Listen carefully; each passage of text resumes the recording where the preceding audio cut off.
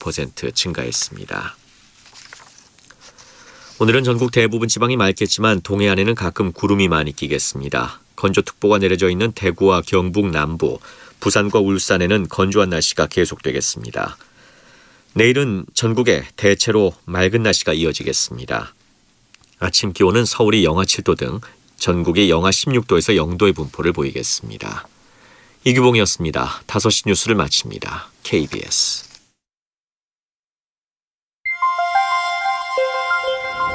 대한민국 중심 채널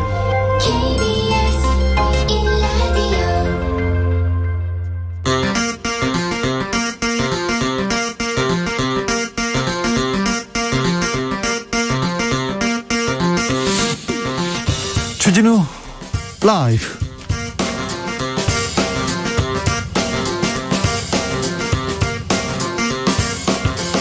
(2022년 1월 20일) 목요일입니다. 안녕하십니까, 주진우입니다. 국내에서 첫 코로나 확진자가 나온 지 벌써 2년입니다. 지금쯤이면 코로나와 이별할 줄 알았는데 코로나는 오늘도 현재 진행형입니다. 오미크론 변이 속도가 심상치 않습니다. 문재인 대통령은 오미크론 우세종 현실화에 정부는 총력 대응하라고 지시했습니다. 오미크론 파도를 넘기 위해서 다시 한번 K방역 새롭게 정비할 때입니다. 거리 두기, 그리고 마스크 쓰기, 손 자주 씻기, 이거 다시 한번 정비해야 됩니다. 코로나의 공존을 위한 지혜와 용기에 대해서 코로나 2년 특집 대담 함께 고민합니다.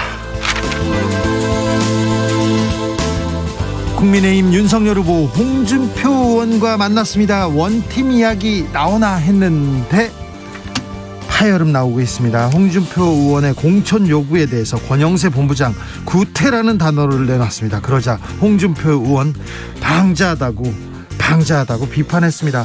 대선 되겠냐 이런 얘기도 했는데요. 윤석열 후보는 공천에 관여할 생각이 없다고 선을 그었습니다. 국민의힘 원팀 가능한 걸까요? 대선판은 녹취록 공방에 고소고발 난무합니다. 대선판 제대로 가고 있는 걸까요? 오선의 품격으로 정비록에서 들여다보겠습니다. 이번 대선의 핵심 변수 2030 청년 표심입니다. 청년 표심은 과연 누구를 보고 있을까요? 윤석열 후보는 20대 남자 적극 공략합니다. 여가부 폐지, 병사봉급 월 200만원 인상. 이재명 후보는 2030 여성들 목소리 듣겠다면서 유튜브에 출연했습니다. 젠더 이슈와 페미니즘 이슈를 주로 다루는 다스페이스와 인터뷰했는데요. 20대 여성을 대표해서 이재명 후보에게 질문을 던진 하미나 작가에게 방송 후기 들어봅니다. 나비처럼 날아 벌처럼 쏜다. 여기는 주진우 라이브입니다. 오늘도 자중자애, 겸손하고 진정성 있게 여러분과 함께 하겠습니다. 자, 이재명 후보가 인터뷰한 데는 닷페이스입니다. 닷페이스. 코로나 벌써 2년입니다. 코로나 시대 어떻게 보내고 계십니까? 힘드시죠? 얼마나 고생이 많으십니까? 이번 주만 참으면, 이번 달만 참아주세요, 이렇게 얘기했었는데 벌써 2년이 됐습니다. 오미크론 변이 확산 속도 심상치 않습니다. 사상 최대치, 최대 확진자가 나올 수 있을 가능성 아직 크니까요. 단단히 마스크 쓰셔야 되고요. 거리 두기 철저히 해야 됩니다. 그래서 오미크론 파도 우리 잘 넘어야 됩니다. 코로나로 힘들어하는 우리 소상공인 이웃들에게, 그리고 나 자신에게, 주변 사람들에게, 친구에게 다시 한번 힘내보자, 견뎌보자, 조금만 더 참자, 응원과 위로의 말들 보내주십시오. 샵 9730, 짧은 문자로 50원, 긴 문자는 100원입니다. 콩으로 보내시면 무료입니다. 그럼 주진우 라이브 시작하겠습니다.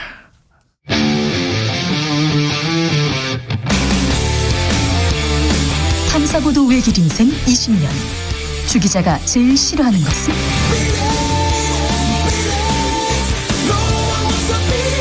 이 세상에서 비리와 부리가 사라지는 그날까지, 오늘도 흔들림 없이 주진우 라이브와 함께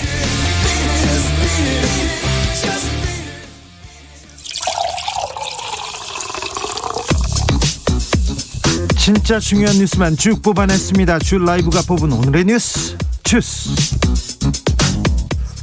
정상근 기자 어서 오세요. 네, 안녕하십니까. 023님께서 오늘 5시를 기다리는데 시작할 때 오프닝 음악을 들으면 두근두근 더 하는 것 같습니다. 오늘도 감사히 방송 함께 할게요.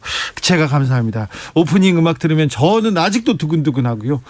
땀이 삐질삐질 납니다. 아우 식은땀도 나고요. 오늘도 무사히 항상 그렇게 기도하면서 여러분께 뉴스 잘 전달해야지 하고 생각합니다. 오늘도 열심히 달려오겠습니다. 정상근 기자. 네. 코로나 확진자가 크게 늘었어요. 크게 늘었습니다. 오늘 신규 확진자 수가 6,603명이 나왔습니다. 아이고. 어제보다 800여 명 정도가 늘었고요. 지난주보다도 훨씬 많이 나왔네요. 네, 2,400여 명이나 많습니다. 어제 5,000명대에 이어서 오늘은 6,000명대 후반까지 크게 올랐고요. 근데 다만 위중증 환자는 계속 줄고 있어서 488명으로 400명대까지 내려왔습니다. 준비는 돼 있는데 확진자는 크게 늘고 있습니다. 확진자가 7,000명이 넘으면 오미크론 대응 단계 다음 단계로 돌입하게 됩니다. 네, 정부는 지역사회 확진자 기준으로 하루 확진자가 7,000명대로 이 평균 추세가 형성되면 이른바 오미크론 대응 단계로 방역 체계를 전환하기로 했습니다. 정부는 이전에는 하루 확진자가 7,000명이 넘어서는 즉시 대응 단계로 돌입한다라고 밝힌 바 있는데 네. 기준이 다소 완화된 것으로 보이고요. 하지만 현재 확산세가 빠르게 늘고 있어서 사실 큰 차이는 없는 것으로 보입니다. 예. 한편 오미크론 대응 단계에 돌입하면 진료 체계는 동네 병의원을 중심으로 바뀝니다. 지금은 생활치료센터, 감염병 전담 병원 등 이 코로나19 치료를 위한 별도의 의료기관이 운영되고 있지만 앞으로는 지역의 이비인후과 등이 코로나19 1차 대응 의료기관 역할을 맡게 됩니다. 2부에서 코로나19 2년 특집 대담에서 코로나 문제는 저희가 자세히 다루겠습니다. 전 세계적으로 오미크론 굉장히 큰 영향을 미치고 있습니다. 일본에서는 확진자가 4만 명이 넘었습니다. 미국에서는 100만 명이 넘었고요. 40만 명 넘은 프랑스도 있었고요. 20만 명 넘은 이태리도 있었고요. 한 번에 파도가 옵니다. 우리가 좀 잘 대비해서 이 파도 슬기롭게 지나가야 될 것 같습니다. 네. 0614님께서 주진우 기자님 수영장은 언제 갈 수 있을까요? 답답하네요. 이렇게 얘기하는데 집에서 일단 수영하고 계세요. 이게 2부에서 저희가 자세히 물어보겠습니다. 이번 주만 참아주세요. 다음 주에 가면 됩니다. 그렇게 얘기하지 못해서 죄송합니다. 자, 광주 철거 현장 붕괴 사건과 관련해서 서울시가 징계 착수했습니까? 이제서야? 네, 지난해 6월 발생한 광주 동구 학동 재개발 철거 현장 붕괴 참사 관련해서 광주 동구청이 원청사인 HDC 현대산업개발에 대한 8개월의 영업정지 처분을 내려줄 것을 등록관청인 서울시에 요청했었습니다. 이와 관련해 서울시는 현대산업개발의 행정처분 사전 통지와 함께 의견 제출을 요구하는 등 징계 절차에 공식 착수했는데요. 지금 이번 사건이 아니라 네. 지난해 있었던 학동 재개발, 그러니까 지난해 6월에 있었던 사건 아닙니까 이거? 그렇습니다. 벽이 무너지면서 버스를 덮쳤던 그래요. 사건인데요. 예.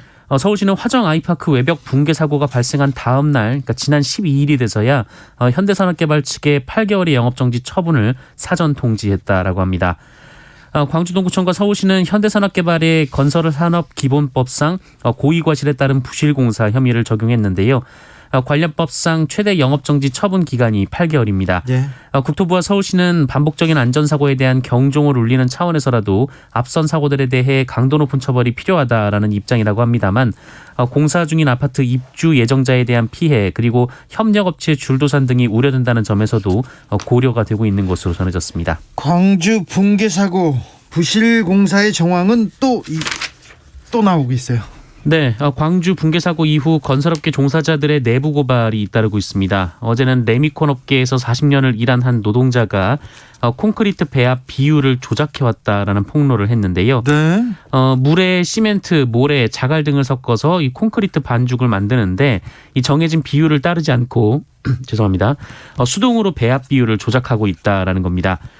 그리고 건설 현장에서는 이 레미콘의 품질을 검사해야 하지만 유착 관계가 형성돼서 샘플을 미리 알려주는 방식으로 그러니까 10대가 들어가면 한 대만 이 시멘트 비율을 원칙대로 넣는다라고 합니다. 그럼 9대는 지금 부실로 지금 부실로 했다는 거 아니에요? 네, 그렇게 증언을 했고요. 예. 또한 이 화정 아이파크 공사 현장에 콘크리트를 납품한 업체 대다수도 관리 미흡, 시설 노후화 등으로 국토교통부에 적발됐던 것으로 드러나기도 했습니다. 시멘트가 비싼데 시멘트를 조금 넣고 자갈이나 모래나 다른 걸 넣고 이 콘크리트 비율을 만들었다고 하면 이 아무래도 이 강도가 떨어질 거 아닙니까? 이거 걱정인데 이 문제 계속해서 이번에 대형 사고가 났지 않습니까? 이번 기회에 건설업계 이런 관행이 아니죠. 부패 고리를 좀 끊을 수 있었으면 합니다. 좀 철저한 조사가 필요합니다. 민주당에서 이해관이라는 단어가 등장했습니다. 네, 정청래 민주당 의원이 그제 자신의 소셜미디어에 이재명 후보의 핵심 관계자, 그러니까 이핵관이라는 사람이 찾아와서 이재명 후보의 뜻이라면서 불교계가 심상치 않으니 자진 탈당하는 게 어떠냐라고 했다라면서 자신은 이혼과 탈당을 하지 않는다고 거절했다고 밝혔습니다. 당 안팎에서 논란이 되고 있는데요. 이를 두고 이재명 후보는 아는 바가 없다라고 당혹감을 내비쳤고요. 송영길 민주당 대표를 비롯한 다른 여권 인사들도 잘 모르는 일이라며 당내 갈등설을 부인했습니다. 그런데 오늘 조홍천 민주당 의원이 라디오에 출연해서 정청래 의원이 스스로 탈당해야 한다라고 주장했습니다. 조홍천 의원은 억울한 점이 많겠지만 불교계 요구 중 하나라면서 지금처럼 선당 후사가 필요할 때가 언제냐라고 주장했습니다. 앞서 정청래 의원은 지난해 국정감사에서 해인사의 문화재 관람료를 통행세로 지칭하면서 봉이김선달에 비유했다가 불교계로부터 거센 반발을 산 바 있습니다. 이에 정청래 의원은 여러 차례 사과 의사를 밝혔고 지난 17일에는 윤호중 민주당 원내대표 등이 조계사를 찾아서 108배도 올렸었는데요. 하지만 조계종은 정청래 의원의 탈당과 의원직 사퇴 등을 요구하며 내일 이 전국 승려대회까지 열겠다라고 밝혔습니다. 전국 승려대회를 연다면서 저 신문에 광고를 대문짝만하게 했더라고요. 네. 불교계는 어떻게 반응하는지도 좀 지켜보겠습니다. 4651님께서 방송 알차다고 소문 들었는데 이제 찾아왔습니다. 그 소문 난지 한 2년 됐는데 이제 오셨네요. 정상근 기자님은 몇 번씩 보니까 반갑네요. 네, 정상근 기자는 주진우 라이브의 상근직입니다. 네. 국민의힘에서 윤석열 후보와 홍준표 의원이 만났어요. 네. 원팀 얘기가 나오나 했는데 상황이 이상하게 돌아가고 있습니다. 네, 어제 만났죠? 네, 어제 저녁 윤석열 후보가 홍준표 의원을 비공개로 만났습니다. 예. 지난달 2일 회동 이후 한 달여 만인데요. 홍준표 의원은 자신이 만든 커뮤니티 플랫폼을 통해서 이 회동 결과를 알렸는데 윤석열 후보에게 국정 운영 능력을 담보할 만한 조치를 취해서 국민 불안을 해소할 것, 그리고 이 처갓집 비리는 엄단하겠다는 대국민 선언을 할 것을 요구했다고 합니다. 네. 그러면서 이 두 가지만 해소되면 본인이 중앙선대위 상임고문으로 참여하겠다라고 밝혔는데요. 그래서 원팀 가속화한다, 둘이서 만났다, 손 잡았다, 뭐 그런 기사가 쫙 나왔어요. 그런데 홍준표 의원이 이 대선과 함께 치러지는 재보선 지역 5곳 중에서 서울 종로 그리고 대구 중남 지역은 전략 공천으로, 나머지 지역은 경선을 붙여야 한다라고 요청한 것으로 전해지고 있습니다. 그런데 윤석열 후보 측은 이 3월 국회의원 재보궐선거 일부 지역 공천과 관련해서 당과 국민이 함께 이뤄낸 합리적 의견 수렴과 정당한 절차를 통해서 의사결정이 이뤄질 것이다라고 밝혔습니다. 거절한 것으로 해석이 되고 있는데요. 네. 이양수 대변인은 홍준표 의원은 당의 소중한 어른이자 함께 갈 동반자라면서도 훌륭한 분들을 추천해줘서 감사하지만 추천한다고 무조건 공천이 되는 것은 아니다라고 말했습니다. 분위기는 사뭇 다르더라고요. 네, 권영세 선거대책본부장은 당 지도급 인사라면 대선 국면이라는 절체절명의 시기에 마땅히 지도자로서 걸맞는 행동을 해야 한다라면서 홍준표 의원을 겨냥한 듯한 발언을 했는데요. 네. 당내에서는 권영세 본부장이 이 홍준표 의원의 공천 요구에 격앙된 반응을 보였다라는 얘기가 돌고 있습니다. 또 이준석 대표도 윤석열 후보가 처가 비리 엄단 선언을 하지 않을 것이다라고 밝혔습니다. 이준석 대표는 약간 뉘앙스가 좀 다른데 아무튼 윤핵관이라고 꼽히는 권영세 본부장 굉장히 격앙된 것 같습니다. 그러자 이 부정적인 내용이 나오자 홍준표 후보 발끈했습니다. 기분 나빠요. 네, 오늘 의원회관에서 기자들과 만났는데요. 후보와 나눈 이야기로 나를 비난한다라면서 방자하기 이를 데 없다라고 비판했습니다. 방자하다.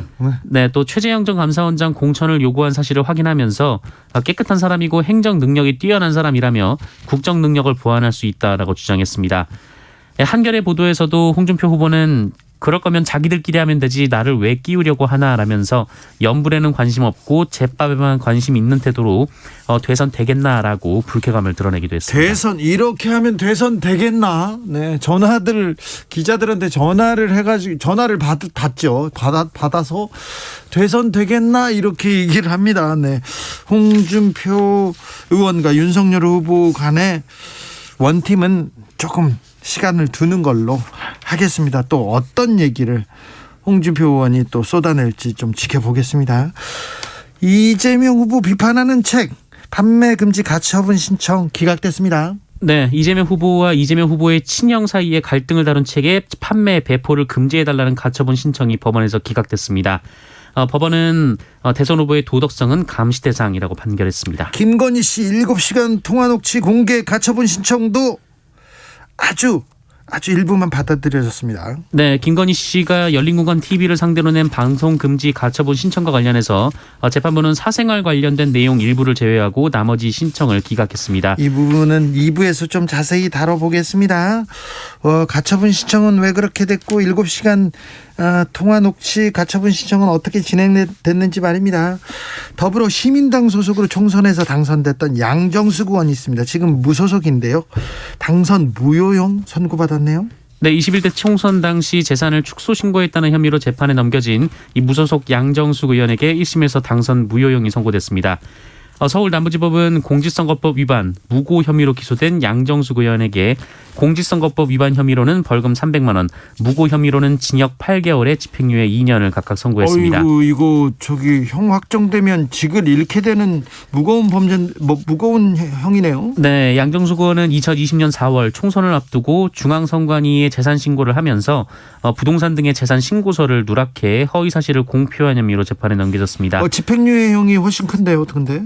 네, 이 무고 혐의 관련된 건데요. 이 무고 혐의는 해당 의혹을 보도한 KBS 기자 그리고 더불어시민당 당직자 등을 고소했다가 추가된 혐의입니다. 검찰이 박범계 법무부 장관 인사 방침에 반발하고 나섰다고요? 네, 박범계 법무부 장관이 추진 중인 이 중대재해 분야 외부 인사 검사장 공모에 대해서 김호수 검찰총장이 공식적으로 반대 의견을 전달했다고 합니다. 법무부는 공고를 내고 검사장급 경력검사 신규 모집을 시작한 바 있는데요. 네. 특히 중대재해, 산업재해, 산업안전, 노동 분야에서는 실무 경험이나 전문 지식이 있는 사람을 선발할 예정이라고 밝힌 바 있습니다. 그런데 대검찰청이 어제 일선 고 지검장 등에게 공지를 보내서 법무부의 방침은 검찰총장이 수용하기 어렵다라고 밝혔습니다.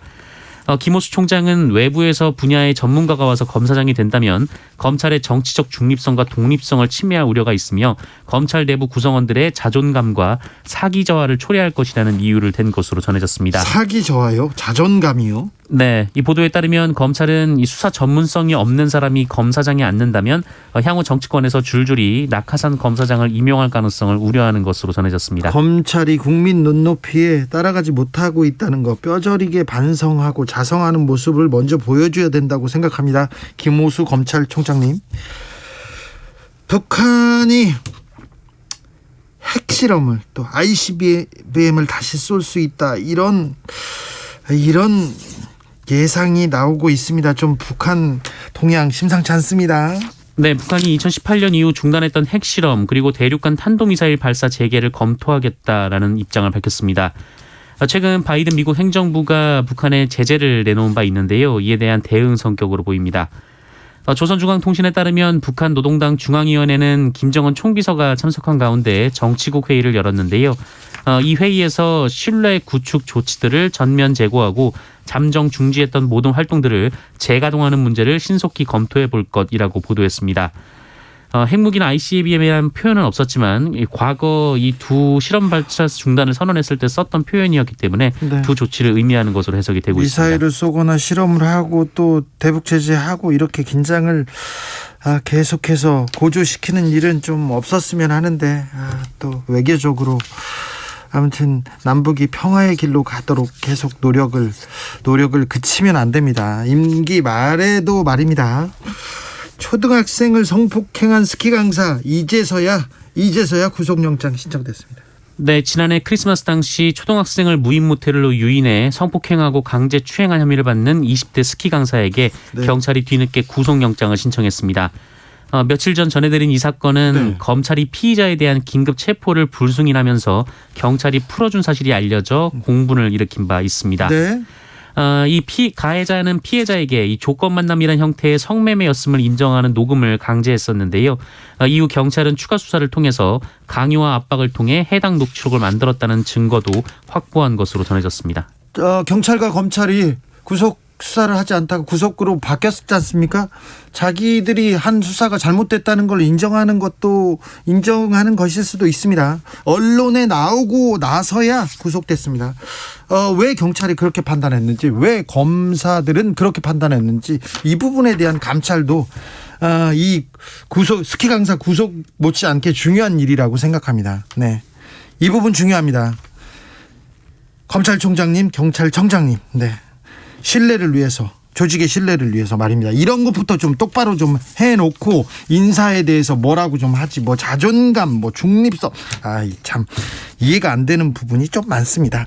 사적 이유로 CCTV를 불법 열람한 경찰이 있습니다. 이거 무슨 일입니까? 네, 자신과 사귀는 여성 경찰이 교제 전 다른 동료와 만났는지 확인하겠다면서 CCTV를 확인한 경찰관들이 있었습니다. 아이고. 항소심에서 징역형을 선고받았는데요. 네.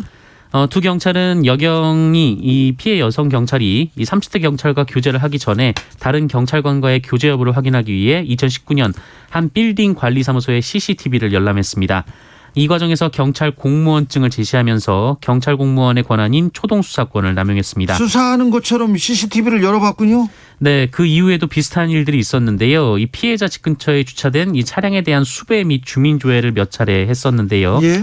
항소심 재판부는 초동 수사권이나 수배, 주민 조회 권한은 국민의 생명과 신체, 재산을 보호하기 위해서 특별히 부여된 것이다 라면서 이 경찰 공무원에 대한 국민 신뢰를 저버리는 행위라며 징역 6개월에 집행유예 1년을 선고했습니다. 1심에서는 벌금 800만 원이었습니다. 2심에서는 징역 6개월에 집행유예 1년인데 경찰이 수사권을 가지고 사적으로 아무렇게나 썼는데 이거 집행유예형은 너무 형량이 좀 낮은 것 같습니다. 여러분께서는 어떻게 보시는지 모르는데 왜 1심이 800만 원밖에 안 됐는지 이것부터 좀 따져봐야 될 것 같습니다. 판사님, 이 부분은 조금 너무 솜방망이 처벌이 아닌가 이런 생각도 해봅니다. 네, 그런 생각이 있습니다. 네, 물론 뭐 판사님의 판결은 존중받아야 됩니다. 네.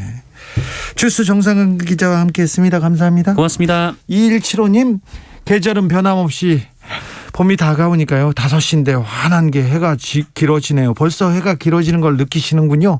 설마 코로나랑 100년 해로 하겠어요. 금세 도장 찍고 끝나겠죠. 빨리 도장 찍고 싶습니다. 3763님, 경북 성주에 사는데요. 친지분들이 오시면 해인사 아랫마을 식당으로 갈 때요. 입구에 통행료 내는 거 아까워요. 해인사 가는 거 아니고 식당 가는데 말이죠.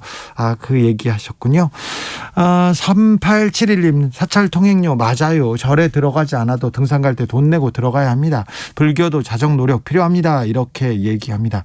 신건일님께서 정청래 말을 함부로 하긴 하지만 불교계 통행세는 맞는 얘기네. 이렇게 의견 보내주셨습니다. 교통정보센터 다녀오겠습니다. 김민희 씨. 오늘 유난히 돌발 구간이 많습니다. 경인고속도로 서울 방면으로 부천 부근에서는 사고가 나면서 1차로를 막고 처리 작업을 하고 있는데요. 이 때문에 부천에서 신월 사이로 속도 많이 떨어져 지납니다. 수도권 제일순환고속도로 판교에서 일산 쪽으로 평촌 부근 사고는 갓길에서 처리 작업을 하고 있고요.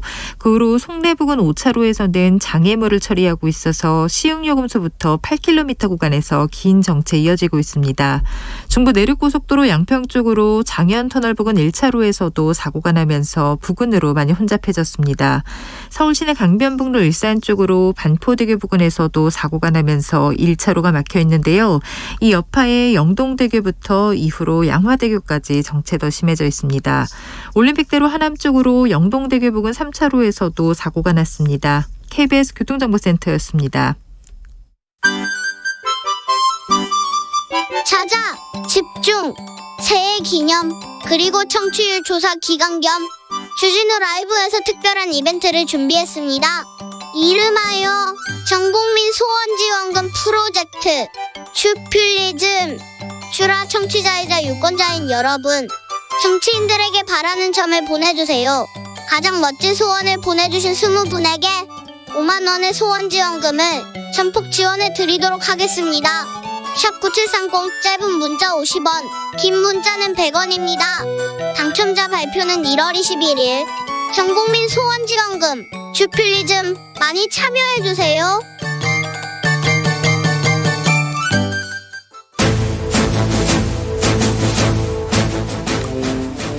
오선의 지혜와 품격으로 대한민국 정치를 이끈다. 오선의 정치비책 정비록. 오선 의원 둘이 태평성대를 위해서 큰 뜻을 도모했습니다. 수도권 내리오선 안민석 더불어민주당 의원, 안녕하십니까? 네, 반갑습니다. 안민석입니다. 영남권 내리오선 조경태 의원님 나와 계십니까? 네, 안녕하세요. 조경태입니다. 안민석 의원님은 어디에 계십니까?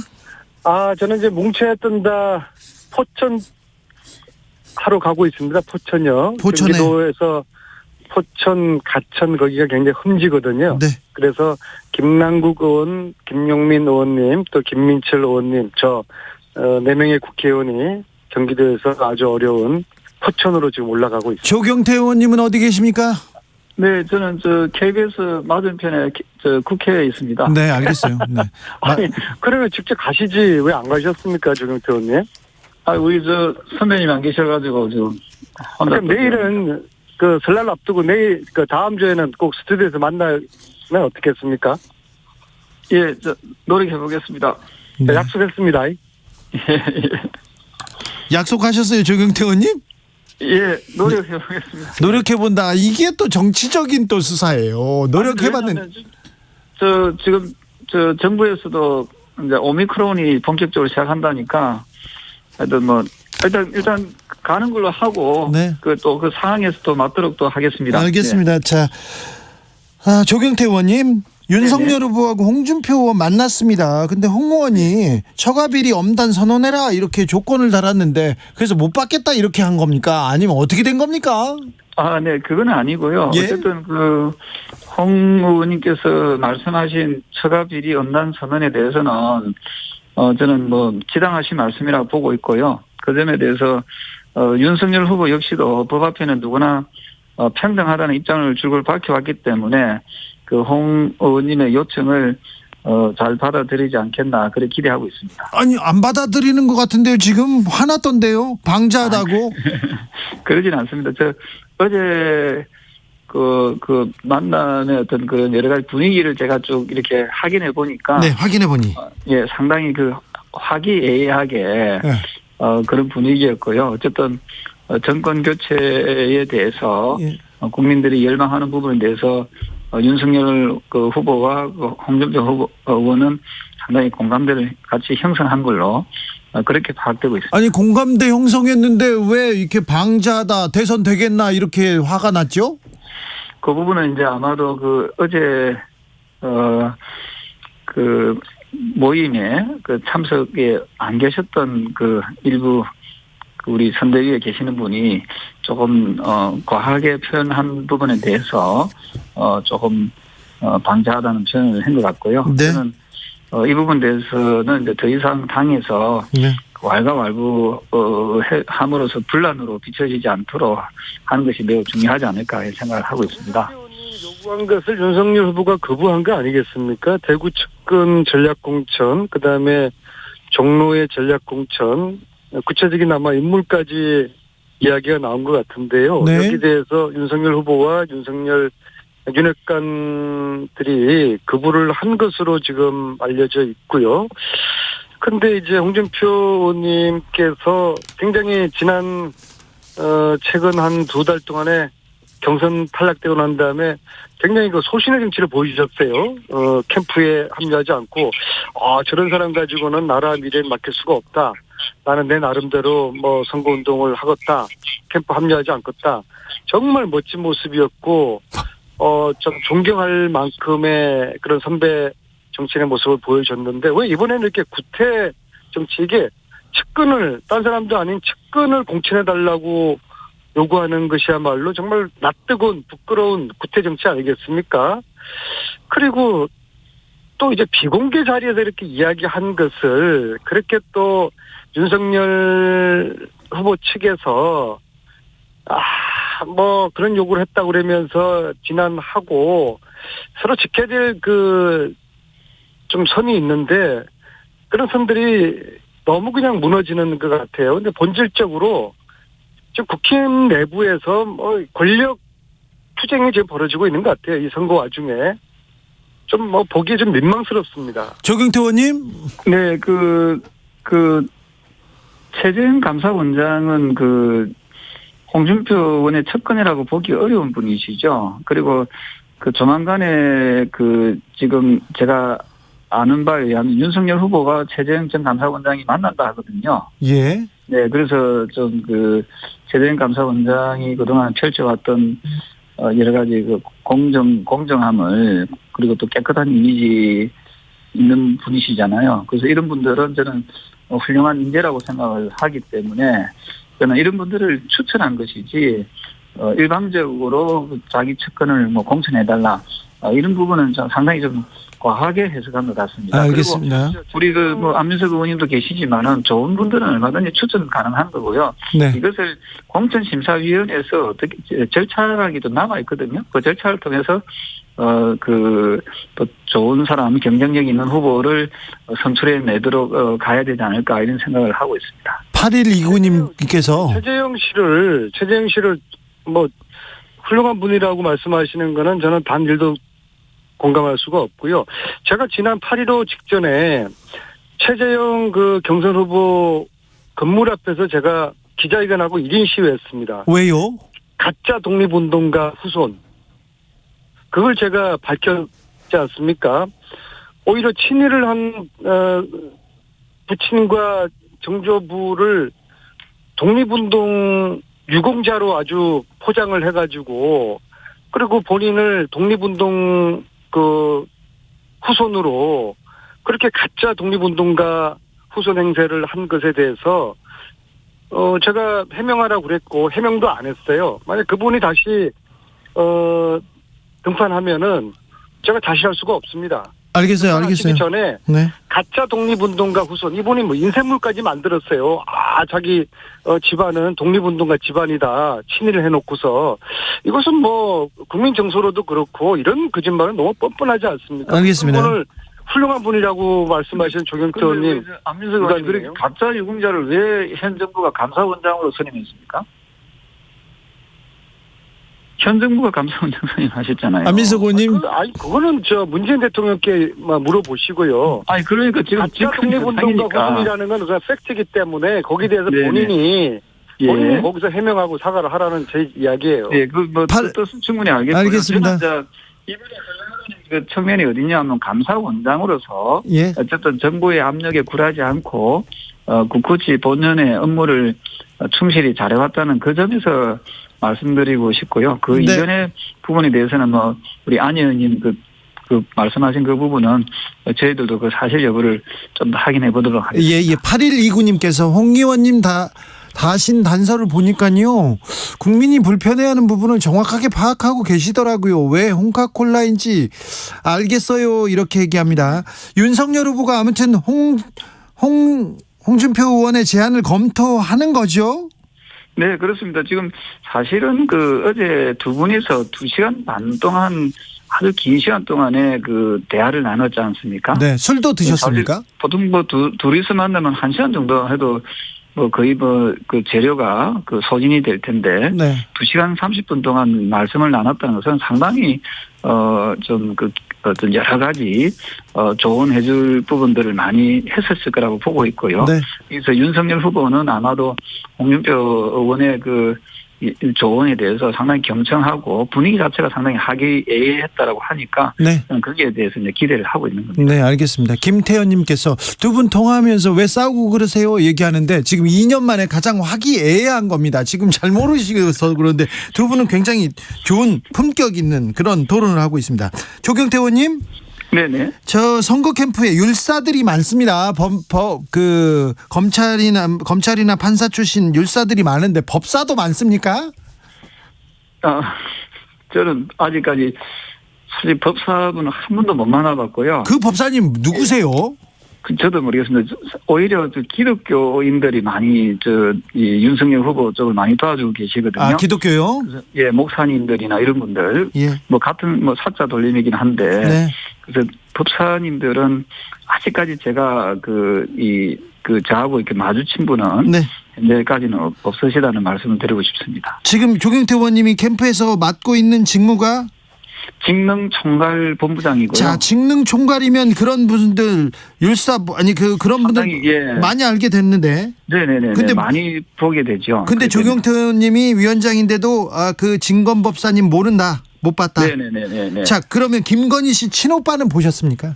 아니요, 그분도 아직까지 김건희 씨 자신도 제가 본 적이 없고요. 예. 네, 친오빠는 어떻게 생겼는지 더더욱 모르죠. 조경태 의원님 윤핵관 아니신가요? 저는 국민의당 당원이고요. 예. 국민의힘 당원이고요. 네. 어쨌든 윤핵관은 아니죠. 아무튼 제가. 예. 많이 아쉬운가요? 아니요, 네, 아니요, 네. 아무튼 사자 달린 분들이 많으시다. 자, 안민석 의원님. 네. 어떻게 보십니까? 참, 이 국가의 미래 운명을 좌우하는 이 대선판에 이런 무속인들이 등장하는 것이 이번뿐만이 아니지 않습니까?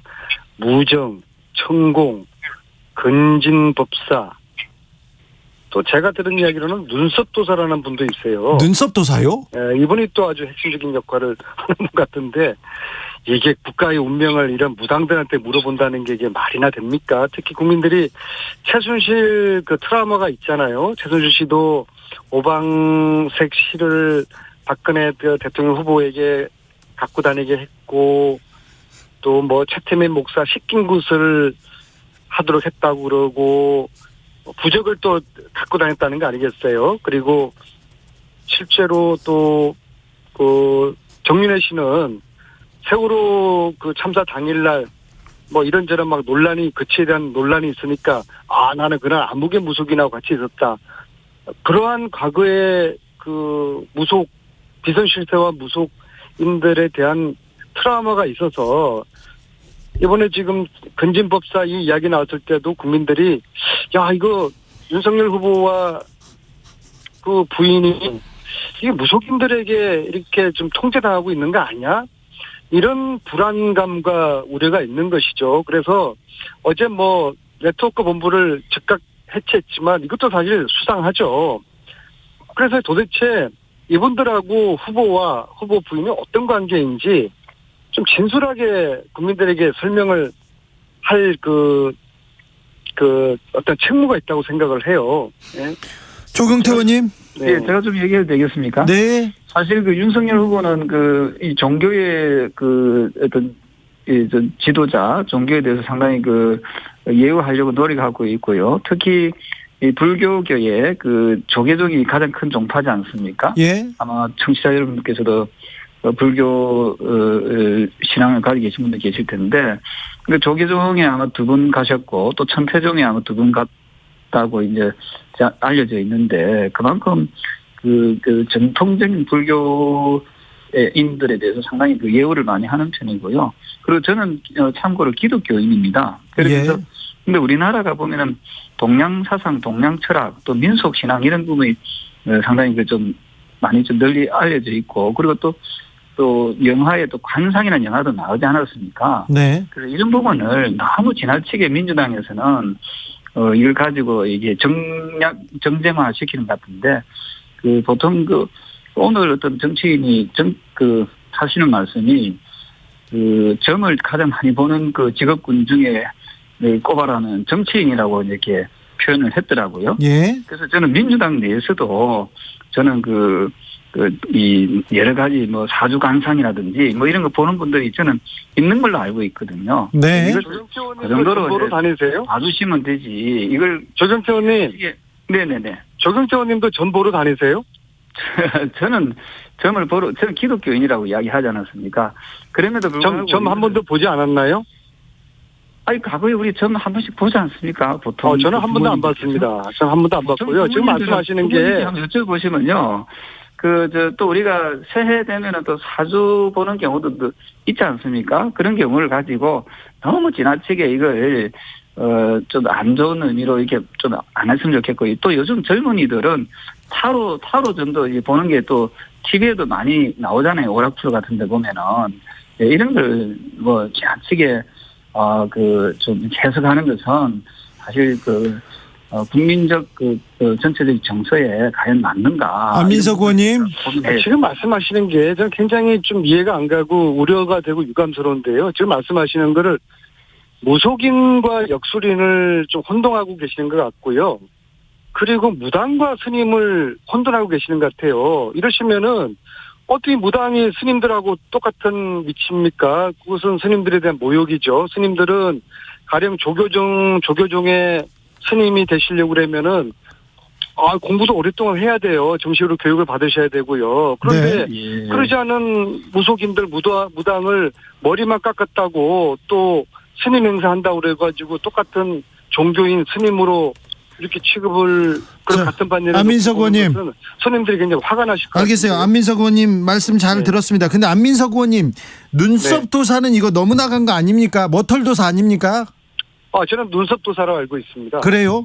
네. 머털 도사 아니고 눈썹 도사가 또 나왔다고요? 머털 도사도 있습니까? 자, 5405님께서 솔직히 무속의 영역이 그렇게 부정적이지만은 않을 거라고 생각하는데요. 정치적으로 악용하는 그런 사람들로 인해서 자꾸 왜곡되는 것도 국민에 대한 배려라고는 요만큼 찾아볼 수가 없네요. 이렇게 지적하신 분도 있습니다. 자, 불교 얘기를 안민석 의원님께서 꺼내서 이것도 물어보겠습니다. 민주당에서는 이핵관이 등장했습니다. 정청래 의원 관련해서 불교계가 좀 화난 것도 같고요.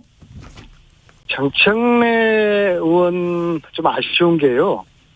좀 초반에 이게 이제 10월 초에 국정감사 발언이거든요. 네. 그리고 그 당시에 조계종 스님들이 사실 제가 그때 좀 막부 역할을 했어요. 이거 좀 일이 더 번지기 전에 정청래 의원이 사과를 좀 하도록 해서 이 문제를 빨리 좀 조기에 매듭짓자. 그런데 정청래 의원님이 뭐 본인의 고집과 소신이라고 그러시면서 사과를 안 하셨거든요. 그게 지난 10월 초인데 그래서 좀 일이 좀 이렇게 커져 버리고 지금은 이제 정청래 의원이 이제 사과를 했어요. 사과를 여러 번 하셨는데 그런데 이제 그저께 또 페이스북에 좀 글을 올리시면서 네. 또다시 좀 오해가 생기고 또 꼬인 것 같습니다. 잘 좀 수습이 되는가 했더니요. 특히 며칠 전에 저희 의원님들 한 40분이 조계종을 찾아가서 108배 했죠. 108배를 하면서 스님들이 좀 노여움이 풀리셨는데 이게 또다시 좀 꼬이게 생겼어요. 그래서 특히 이제 이핵관을 표현한 그 부분은 좀 적절치 못했던 표현이라고 보고요. 당내 뭐 이핵관이 어디 있고 핵관이 어디 있고 비핵관이 어디 있겠습니까? 그리고 소위 말하는 이재명을 오랫동안 도와왔던 그 몇몇 분 있지 않습니까? 그분들은 자리를 다 내려놨어요. 가령 정성호님 같은 경우는 그분 참 인품이 훌륭하고 그분을 보고서 또 이재명 후보를 도우고 있는 의원들도 많은데요. 그분 스스로가 지금 백의종군하고 있어요. 캠프에 뭐 총괄특보단장 저랑 같이 맡고 있지만은 허드렛 일은 지금 다 하고 계시고 뭐 전혀 어떤 핵관 행세를 전혀 안 하시거든요. 그래서 누가 뭐 이핵관인지 모르겠으나 그런 건 존재하지 않습니다. 그리고 그렇다는 것을 정청래 의원님께서도 이재명 후보를 오랫동안 알고 계시거든요. 그래서 정청래 의원님도 잘 아실 것이고요. 그래서 하여튼 이 부적절한 이핵관에 대한 이런 오해는 물론 뭐 좀 진위는 저는 아니었다고 보는데요. 이 부분에 대한 오해가 좀 빨리 좀 해소가 되었으면 좋겠습니다. 조경태 의원님은 어떻게 보시는지요? 저는 민주당에서 과연 불교계에 대해서 뭐 진정성 있는 사과와 또 배려를 하는지에 대해서 조금 의문을 가지는 게 말입니다.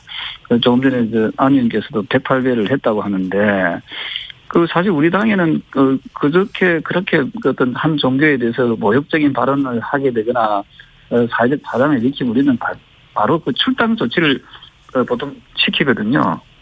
그래서 저는 민주당이 또 거대 여당이지 않습니까? 아닙니까? 그러면은 불교계에 그렇게 아주 아픔을 주는 그런 발언한 의원이 있다면은 얼마든지 그 윤리위를 열어서라도 뭐 여러 가지 조치를 취하면 될 텐데 그런 행위는 전혀 안 하거든요. 그래서 그런 부분에 대해서는 상당히 좀 아쉬운 부분이 있다고 생각하고 지금이라도 불교계의 그 진정성 있는 사과라든지 재발 방지를 한다면은 그 해당 의원에 대해서 정말 좀 강한 그런 그 조치가 있어야 된다 이런 생각입니다. 민석 의원님. 결국에는 이제 정청래 의원님 그 페북에 올린 뭐 어떤 이 논란이 이제 이해관 논란인데요. 이재명 후보는요, 이 스타일이 굉장히 실용적이고 일단 특정인에게 힘을 몰아주는 특정 집단에게 힘을 몰아주는 그러한 그 스타일하고는 전혀 거리가 멀어요. 저는 제가 볼 때 이재명 후보는 포노사피언스입니다. 들어보셨습니까? 뭐라고요? 포노사피언스예요. 그러니까 그 핸드폰 SNS를 굉장히 그 열심히 적극적으로 잘하는 그런 유형인데요. 그래서 의원들하고 골고루 소통을 하고 또 지금 아마 이거 전화 마치고 네. 조경태 의원님이 한번 이재명 후보한테 한번 문자를 남기거나 전화 한번 해보세요. 전화 받습니다. 주진우 기자가 한번 직접 한번 전화 받습니다. 그러니까 본인이 직접 통화도 하고 직접 전화도 다 잘 받아요. 그렇기 때문에 이해관이라는 이런 그런 존재하지 않다는 말씀 다시 한번 말씀드리고요. 그 다음에 이제 불교계와의 이제 관계는 이거는 우리 민주당하고는 사실 이건 좀 별개의 문제죠. 정청래 의원 이제 개인의 문제고 개인의 좀 과도한 그 표현 때문에 불교계가 이제 스님들이 화가 나신 것인데 네. 참 저로서 참 안타깝습니다. 알겠습니다. 포노사피엔스 안민석 의원님은 특별히 좀 저희 발음 주의해 주십시오. 네. 조경태 그리고 이재명 후보는 본인께서 전화를 잘 받기도 하지만 본인께서 전화를 자주 하신답니다. 네, 주변에 이렇게 해서 전화를 해서 물어보고 듣는답니다. 조경태 의원님 말씀하신 진정성 있는 사과 아니면 뭐 또 다른 대책이 나옵니까? 사과는 여러 번 했고요. 네. 그래서 좀 이제 스님들께서 불교계에서 노여움을 푸시고 네. 좀 이 문제가 좀 수습이 구정전까지는 좀 잘 되기를 바라는 마음이 간절합니다. 알겠습니다. 종교 변수가 생겼습니다. 2836님께서 근데 도대체 배추도사, 무도사는 언제쯤 등장합니까? 이렇게 얘기하고요. 1161님께서 요즘 점 보는 사람들 재미로 봅니다. 어떻게 한나라 운명을 점으로 행하면 되겠습니까? 지금이 조선시대도 아니고요. 이렇게 얘기하는데 이재명 후보가 던진 대통령 4년 중임제 임기를 1년 줄일 수도 있다. 이렇게 거듭 강조하고 있는데 이 부분 어떻게 보고 계신지요, 조경태 의원님? 네, 아마도 사실은 이제 4년 중임제라는 것은 이제 국민들 다수가 이제 원하는 그런 제도임에는 틀림이 없거든요. 그래서 그러려면 이제 헌법을 개정해야 되지 않겠습니까? 네. 우리는 지금 5년 단임제이기 때문에 그래서 지금 현재로서는 현행법상으로는 대통령이 권한을 가진다 해도 네. 실현이 가능하지 않는 그런 내용입니다. 저는 그 부분에 대해서는 좀 약간 우리 국회가 좀 더 이게 폭넓게 논의해야 될 부분이라고 생각을 하고 있고요. 예. 그 후보의 입장에서는 4년 중임제를 하자라고 주장하는 부분에 대해서는 크게 무리한 그 주장은 아니라고 보고 있습니다. 네. 전용 씨가 홍준표 의원이 전략 공천 요구한 거를 보고 이거는 방자한 짓이다 이렇게 얘기했어요. 이거는 그 시정 잡배 같은 사람들이 하는 방자한 짓이다 이렇게 얘기했는데 이 부분은 어떻게 보세요, 조경태 의원님? 글쎄요, 지금은 이제 우리가 대선 전국에서는 우리가 이제 분란의 요소, 분란은 최소화시키는 것이 맞다 보고 있고요. 예. 저는 전영욱 전 의원 역시도 윤석열 후보를 위해서 그동안에 꾸준히 열심히 노력한 분으로 알고 있는데, 네. 그런 그 과한 표현들이 과연 그 윤석열 후보에게 도움이 될 것인지에 대해서 조금 더 본인 스스로 조금 더 고민을 하실 필요가 있을 것 같습니다. 조경태 의원님, 지금 대선 전국에서 누가 유리합니까? 지금은 아무래도 정권 교체 바람이 그 과반수가 훨씬 넘지 않습니까? 따라서 저는 윤석열 후보가 이제 현재로서는 정권 교체 바람이 많이 불고 있다고 보고 있고요. 안철수 후보도 있는데요. 네, 또 요즘에 조금 특이한 것은 김건희 그 여사에 대한 그 팬클럽 회원 수가 굉장히 늘어나고 있더라고요. 예, 오늘 예. 보니까 거의 4만 명에 육박할 정도로 그만큼 그 개인에 대한 그 김건희 그 여사 개인에 대한 팬심도 있겠지만 어쨌든 정권 교체에 그 여망이 많이 있고요. 물론 그 안철수 후보에 대한 기대감도 상당하다고 보고 있거든요. 그 부분에 대해서 아마 설 전후로 이러한 부분에 대해서 그 국민들 민심이 어쨌든 그 야권으로 많이 좀 관심을 가지고 또 쏠림 현상이 나타나지 않을까 저희들은 조심스럽게 그렇게 분석하고 있습니다. 안민석 의원님은 어떻게 보시는지요? 예, 지금은 좀 엎치락뒤치락 좀 하는 국면이고요. 결국에는 대선이라는 거는 미래를 선택하는 것이거든요. 네. 예,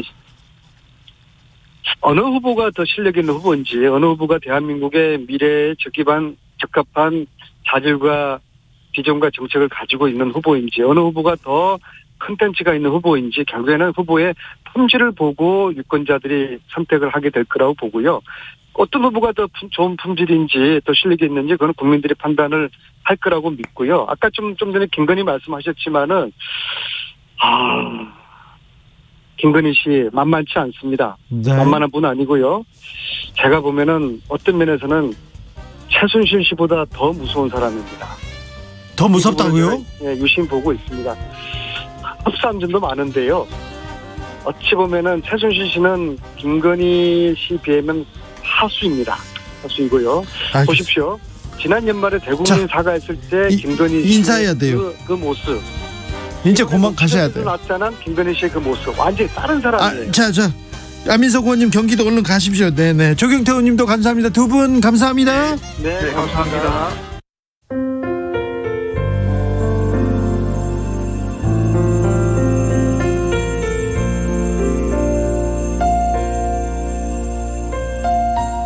KBS 라디오 연중기획 희망충전 대한민국 465번째 이야기.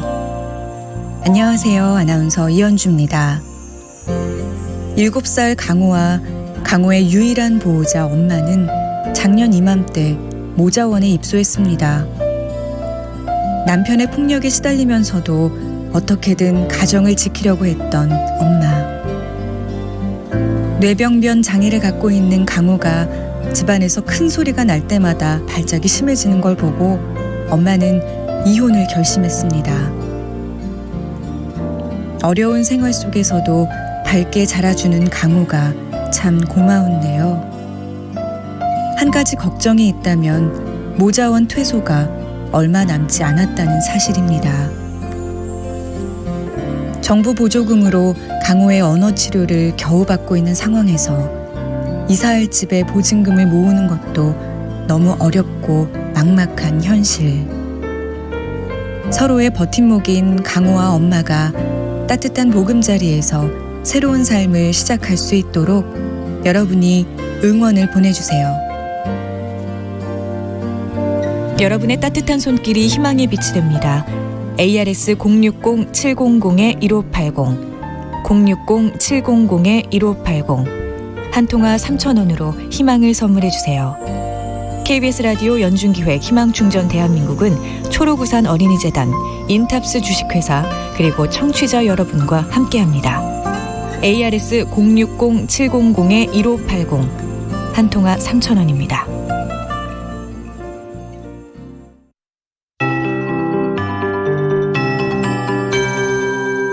KBS 58분 날씨.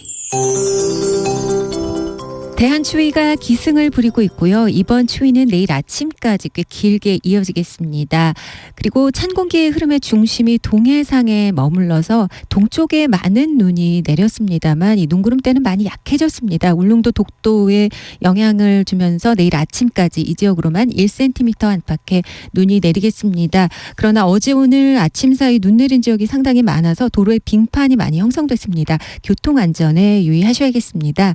오늘 밤 대체로 맑겠고 내일도 맑은 날씨가 지속되겠습니다. 중부와 전부, 경북에는 한파특보가 남아있는 가운데 내일 아침 기온 역시 영하 10도 안팎에 머물면서 바람도 다소 불어 춥겠습니다. 내일 낮부터 기온이 서서히 올라서 주말에는 추위가 좀 약해져서 예년 기온을 되찾겠습니다. 모레까지 일교차가 15도 안팎, 최대 20도 정도로 크게 나니까 건강관리에 유의하셔야겠습니다. 내일 아침 기온은 서울 영하 7도, 철원 영하 16도, 대관령 영하 19도 등 영하 16도에서 0도 분포가 되겠고요. 낮 최고 기온은 서울 4도 등 2도에서 9도 분포 예상하고 있습니다. 경상권과 일부 전남 동부 등 대기가 건조한 지역이 있고요. 동해와 남해 동부 해상은 내일까지 물결이 1.5에서 4m로 높겠습니다. 지금 서울의 기온은 영하 1.7도입니다. 강혜종입니다.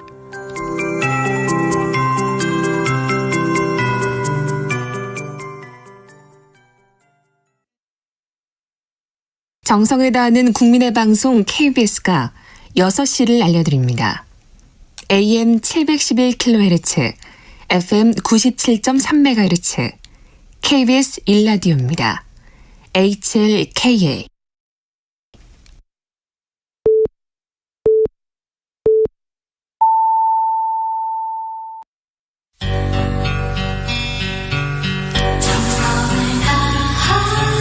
정성을 다하는 국민의 방송 KBS 주진우 라이브. 그냥 그렇다고요. 주진우 라이브 2부 시작했습니다. 지역에 따라 2부부터 들어오신 분들 계시죠? 잘 오셨습니다. 지금 막 라디오 드신 분도 잘 하셨습니다. 어서 오십시오. 못 들은 1부는 방송 끝나고 유튜브에서 주진우 라이브 검색하시면 들으실 수 있습니다. 라디오 정보센터 다녀오겠습니다. 조진주 씨. 코로나19 백신 3차 접종을 마치면 기본 접종 완료 시보다 오미크론 변이 방어 능력을 크게 높일 수 있다는 연구 결과가 나왔습니다. 이집트를 공식 방문 중인 문재인 대통령은 현지 시간 20일 한국은 이집트와 함께 공동 협력을 이어나가고 아프리카 아시아 시장을 향한 전략적 거점 역할을 해 양국이 상호 이익을 이룰 수 있기를 바란다고 밝혔습니다. 법무부의 검사장급 검찰 고위 간부 공개 모집에 김호수 검찰총장이 반대 의견을 표명한 가운데 박범계 법무부 장관은 중대 재해에 대한 전문적 대응 접근이 필요하다는 걸 이해할 것으로 생각한다고 밝혔습니다. 외교부가 러시아의 침공 가능성으로 군사적 긴장이 고조되고 있는 우크라이나 지역을 예의주시 중이라며 교민 안전을 위한 준비에 나서고 있다고 밝혔습니다. 소방관 3명이 순직한 경기도 평택시 물류창고 공사장 화재 사고와 관련해 공사업체 관계자 다수가 경찰에 입건됐습니다. 지금까지 라디오 정보센터 뉴스였습니다.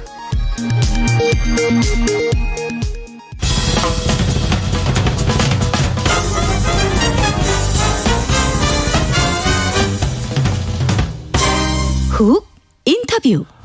모두를 위한, 모두를 향한, 모두의 궁금증 훅 인터뷰. 대선이 40여일 앞으로 다가왔습니다. 안개 속 대선. 주요 변수로는 청년 표심이 떠오르고 있습니다. 젠더 이슈가 대선판 흔들고 있기도 한데요. 윤석열 후보 연일 이대남을 향해서 메시지 던지고 있습니다. 이재명 후보는 여성들의 목소리를 듣는다면서 유튜브 채널 닷페이스 출연했습니다. 20대 여성들이 진짜로 원하는 건 뭘까요? 20대 여성들의 선택은 뭘까요? 자, 방송에서 이재명 후보의 방송에서 20대 여성을 대표해서 첫 질문자로 나서셨던 하미나 작가 연결했습니다. 작가님 나와 계시죠? 네, 안녕하세요. 하미나입니다. 네, 작가님 저 이재명 후보 인터뷰했는데요. 인터뷰는 네. 어떻게 성사된 겁니까? 인터뷰라고 사실 듣진 않았고요. 예. 이런 자리가 마련이 되는데 혹시 대화하는 자리에 나와주실 수 있냐고 이제 다페이스에서 먼저 연락이 왔어요. 네. 근데 이게 뭔가 싸워주세요, 뭐 싸우세요 이런 자리가 아니라 그냥 한번 만나서 얘기를 해보세요 이렇게 저에게 전달을 해주셨거든요. 예. 그래서 그런 자리라면 나가도 좋겠다는 생각이 들어서 나가게 됐습니다. 한번 만나서 얘기해 보니까 어떻던가요? 생각보다 대화가 되어서 좀 놀랐어요. 아, 그래요? 네, 생각보다는 제가 전혀 모르는 사람이잖아요. 처음 보는 사람이고 물론 네. 이재명 후보님에 대한 여러 가지 이야기들이 이렇게 세간에 있지만 그것보다는 직접 만나서 판단하면 좋겠다는 생각을 했었고요. 예. 저에게는 어떤 이야기는 통하고 어떤 대화는 잘 안 이루어진다고 느꼈는데 네, 어떤 얘기가 안 통하던가요? 제가 질문했던 것 중에서는 그런 질문이 있었어요. 이제 안희정 전 충남지사와 고 박원순 서울시장이 그 후보님의 동료이기도 했는데 그들의 그 성폭력 사건을 인간적으로 어떻게 통과하셨느냐고 제가 물어봤었거든요. 저도 그 질문 봤습니다. 네, 그게 저에게 되게 궁금한 질문이었고 그 대답에서 차이를 좀 많이 느꼈어요. 예. 그 중에서도 제가 두려우셨냐고 물어봤었거든요. 근데 그 두려움에 대해서 후보께서 이제 나는 절대 하지 않았는데 왜곡 오해받을까 두려웠다. 누가 나를 허위로 공격하지 않을까라는 두려움이 있었다라고 말씀을 하셨어요. 네. 그런데 이제 제가 왜 두려우셨냐고 물어봤을 때는 혹시 가해를 저지르지 않으셨어요? 라는 두려움의 의미가 아니었거든요. 네. 그것보다는 그러니까 어떤 그 문제에 있어서 어떤 책임을 느끼시는지, 예를 들어서 우리가 뭐 산업재해나 노동 문제나 빈곤이나 그 이슈에 민감한 유권자는 나를 대표해 정치인에게 어떤 정치적 책임감을 느끼는지 그 성찰을 좀 기대하게 되잖아요. 예. 그러니까 마찬가지로 저도 그런 생각이 있었고요. 그러니까 성폭력 문제가 그 당사자가 가해자가 아니라고 하더라도 갑자기 튀어나온다기보다는 여러 가지 그것을 용인하는 분위기가 사회에 있다고 생각해요. 사회 구조적 문제 분위기가 있죠. 그렇죠. 그 뭐 젊은 여성을 꽃뱀으로 보는 시각이라던가 아니면 회사에서 뭐 아무렇지 않게 외모 품평하거나 그리고 또 뭐 회식 자리에서 뭐 여성 사원을 보내고 남성들끼리 뭐 성매매하러 간다거나 이런 작은 것들이 만들어진 어떤 분위기가 있고 아마 이재명 후보님께서는 사회적으로 되게 권력을 많이 가지신 분이고 그것들을 많이 목격했을 거라고 생각을 하거든요. 근데 그런 모든 것들이 만든 결과로서의 성폭력인데 거기에 이제 책임감을 느끼시냐는 질문이었어요. 근데 제가 이제 댓글 반응을 봐도 그렇고 제가 바라는 건 성찰이었는데 후보께서 한 답변은 나는 안 했다. 그리고 나는 왜곡 공격을 받을까 두렵다라고 말씀하신 게 이게 사람들 그래서 남성들이 무고죄 이야기를 그렇게 많이 하는구나. 어떤 그런 차이를 확 느꼈던 것 같아요. 예. 잘 전달이 됐을까요? 네네. 저는 알아들었습니다. 청년의 어려움은 이대남, 이대녀 다 비슷한데 이대남에게 굉장히 쩔쩔맨다 이렇게 지적하셨더라고요. 그렇게 얘기하신 이유가 있습니까? 그거는 뭐 윤 후보를 보았을 때도 많이 드러나지 않나요? 사람들 많이 그렇게 생각할 것 같아요. 윤 후보는 지금 여성가족부 폐지와 함께 무고죄 처벌 강화, 남성들한테 지금 계속 메시지를 던지면서 남성들한테 열렬한 지지를 얻고 있어요. 네. 이 부분은 어떻게 보세요? 저는 사실 그 여성가족부 폐지 글을 올렸을 때 좀 그때 윤석열 후보에 대한 판단을 좀 확실하게 내렸어요. 이것은 나쁜 정치인 것 같아. 그 전까지는 좀 판단을 보류하고 있었는데, 그 정치인은 서로 다른 입장을 가진 사람들이 치열하게 싸울 때 그 사이에 들어가서 조정하고 타협하고 협상하는 일이라고 생각하는데요. 예. 그런데 어떤 집단을 보고독이라고 표현을 하면서 특정한 어떤 집단을 버리고 가는 정치라면 다음 차례에는 지지를 표명하는 당신도 될 수 있지 않나 하는 생각이 좀 들었습니다. 아직 성범죄 피해자들이 계속해서 나오고 있는 상황입니다. 그런데 남성들은 왜 모든 남자를 잠재적 범죄자로 취급하냐 이러면서 목소리를 높입니다. 왜 이렇게 간극이 큰 걸까요? 커지는 걸까요? 그게 저도 고민인데요. 서로 좀 주장하는 바나 이렇게 체감하는 게 되게 다른 것 같아요. 그러니까 그 두려움에 대해서 사실 저는 잘 이해하지 못하죠. 여성이니까. 예. 그러니까 제가 만약에 저는 여성이라는 소수자성은 있지만 어떤 다른 측면에서 봤을 때는 장애가 없고 그리고 좀 더 교육에 있어서 특권을 누렸고 이런 부분은 제가 더 많은 걸 가졌다고 할 수 있는데요. 네. 그 측면에서 이제 되돌아봤을 때 두려울 수 있을 것 같아요.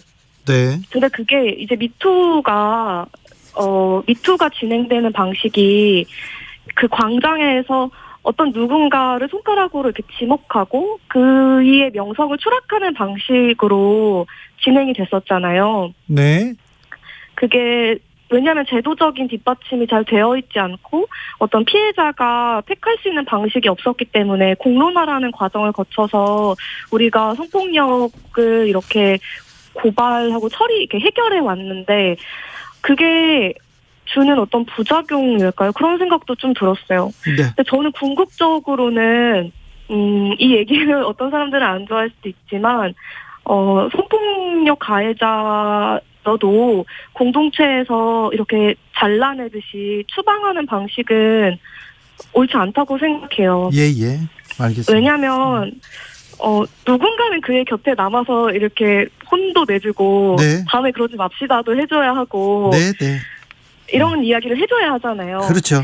그리고 공동체에서 그렇게 추방시켜버리면 그거는 너무나 가혹한 형벌이기 때문에 그 두려움이 커지면 커질수록 성폭력을 우리가 밝은 곳으로 꺼내서 이야기하기가 더 어려워지는 것 같아요. 네.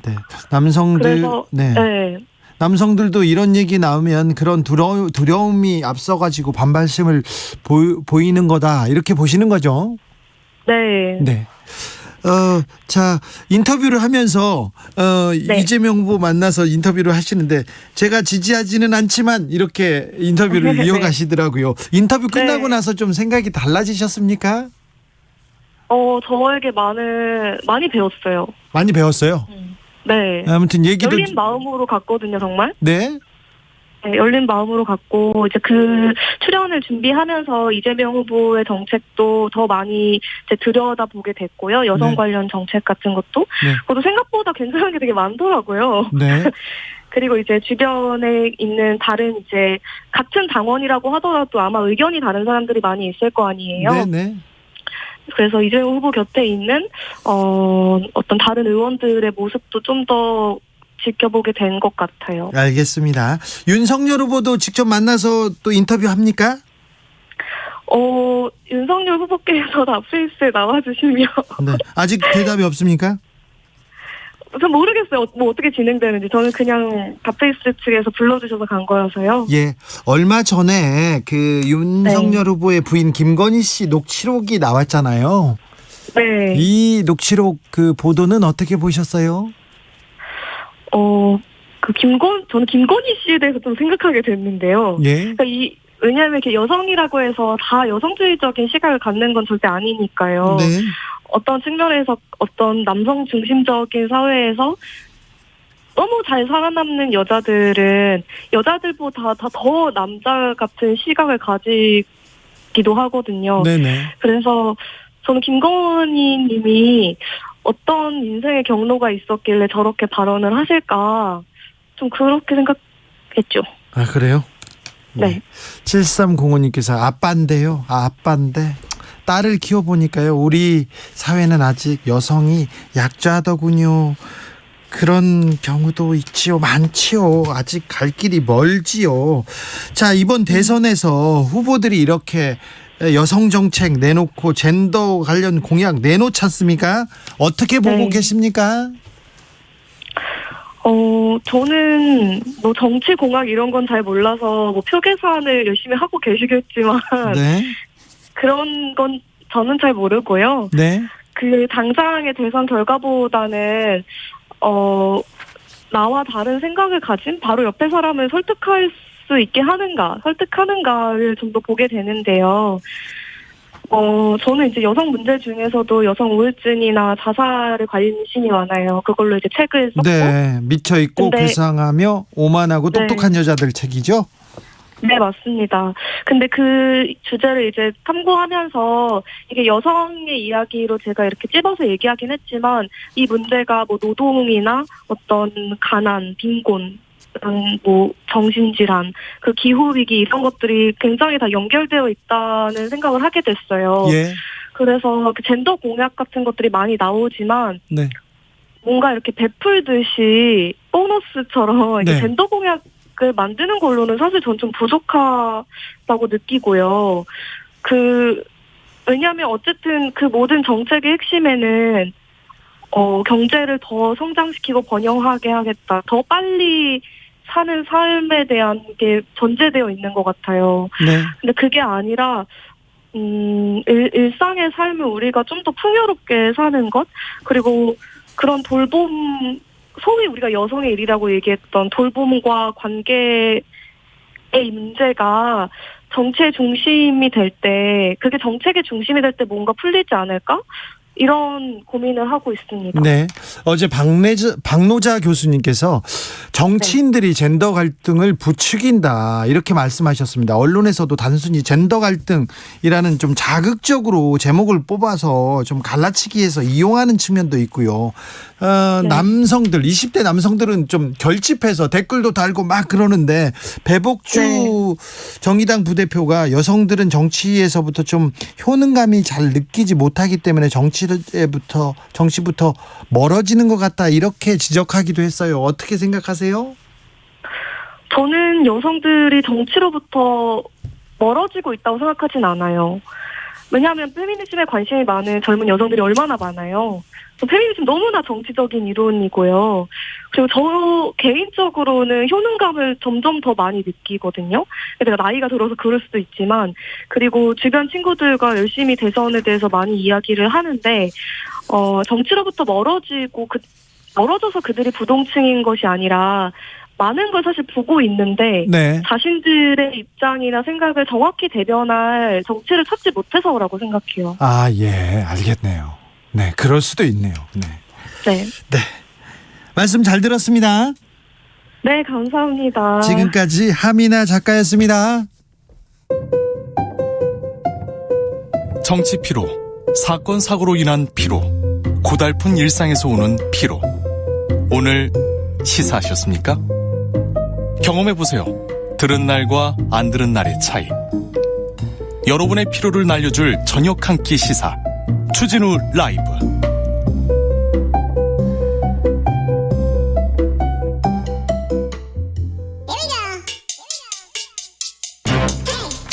뉴스를 향한 진지한 고민, 기자들의 수다.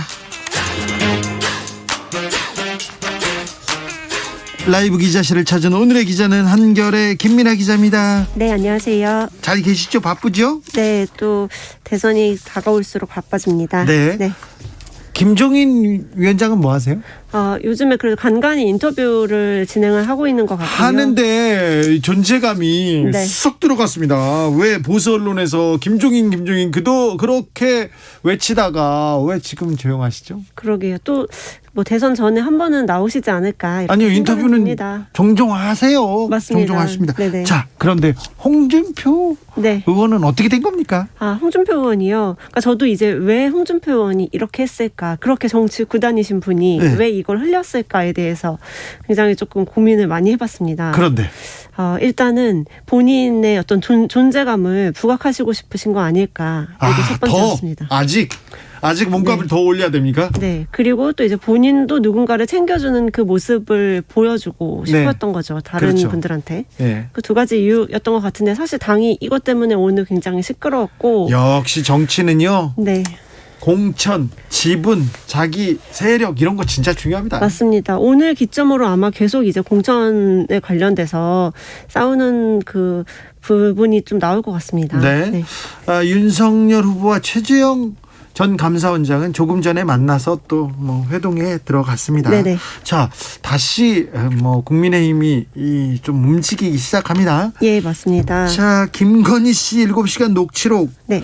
2차 방송을 앞두고 있는데요. 네, 오는 일요일에 이제 2차 방송을 하게 됐는데요. 사실 그 녹취록에 들어있는 내용은 지금 많이 이제 거의 다 나온 거 아닌가요? 맞습니다. 보도가 많이 된 상황입니다. 국민의힘, 네. 그런데요. 네네. 국민의힘에서는 이거 별로 파장이 크지 않았어라고 이제 자평을 하면서 돌파할 수 있다 이렇게 조금 정신을 다잡고 있는 모습이고 자신이 있더라고요. 맞습니다. 이게 또 뭐 정치 공작이다 이렇게 하면서 여당을 향해서 화살을 쏘고 있는 모습입니다. 그런데요. 네. 녹취록도 녹취록이지만 건사, 법사, 스님 계속해서 무속 논란이 커지는 게 더 지금 더 큰 이슈가 아닌가 그런 생각도 해봅니다. 맞습니다. 이 선거 분위기가 좀 굉장히 혼탁해진 모습이었는데요.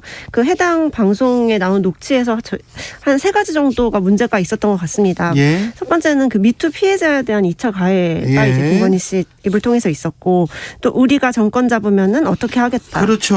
무사하지 못할 것이다. 네. 뭐 마음 먹고 언론 플레이를 하면은 자기한테 덮어씌워진 것들이 다 무효화가 될 것이다 이렇게 주장을 했던 게 있었고 또 이제 세 번째가 이 무속 논란입니다. 무속 논란이 가장 뜨거워요. 사람들은 제일 관심이 커졌어요. 사실 윤석열 후보가 그 당내 경선 과정부터 무속 논란에 많이 이제 발목을 잡혔었거든요. 왕자도 있었고요. 천공수술도 있었지 않았습니까? 네네. 이제 당에서 뭐 홍준표 의원이나 유승민 전 의원 같은 경우에 굉장히 거세게 이 부분은 정치를 하시는 분들이 점을 봐가지고 뭘 결정하는 거는 안 되는 일이다라고 주장을 해오셨기 때문에 이 부분은 앞으로도 이제 남은 대선 기간 중에서 굉장히 해소를 하고 넘어가야 될 부분으로 생각이 됩니다. 그러니까요. 네. 그냥 쉬쉬하고 그냥 끝날 일은 아닌 것 같아요. 일단 당에서는 뭐 김건희 리스크가 소멸됐다라고 주장하는 것 중에 하나가 뭐 팬클럽 그 숫자가 늘었다라고 하는데 사실 저는 그게 조금 아니란 생각이 아닌가 싶은 게 이 무속 논란이나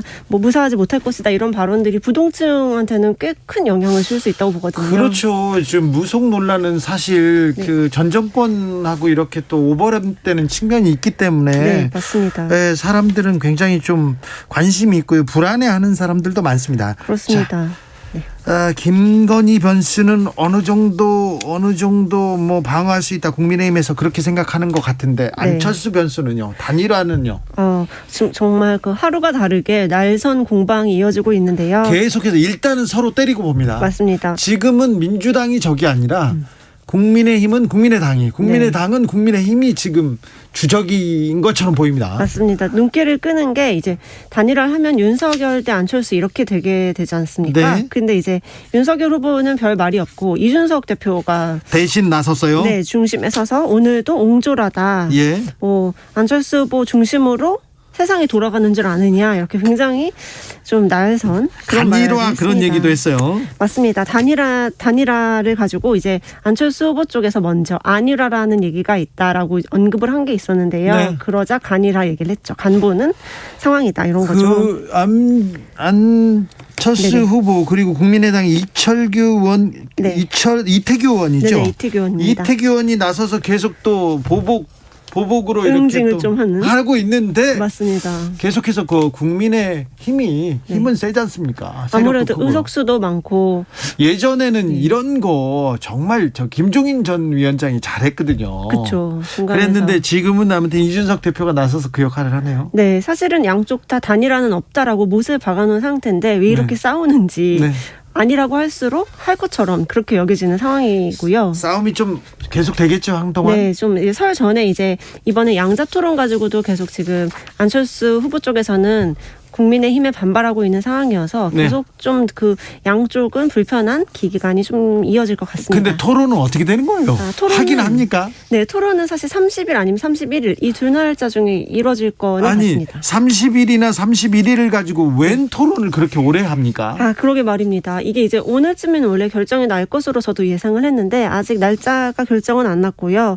여튼 그 설 바로 직전에 이 토론이 이어지면은 아무래도 사회 밥상에 누가 더 괜찮은 후보다 이렇게 조금 낙인 효과처럼 될 수 있다는 점을 양쪽 두 당 모두 노리고 있는 것 같습니다. 네, 근데 네네. 근데 날짜가 그렇게 중요합니까?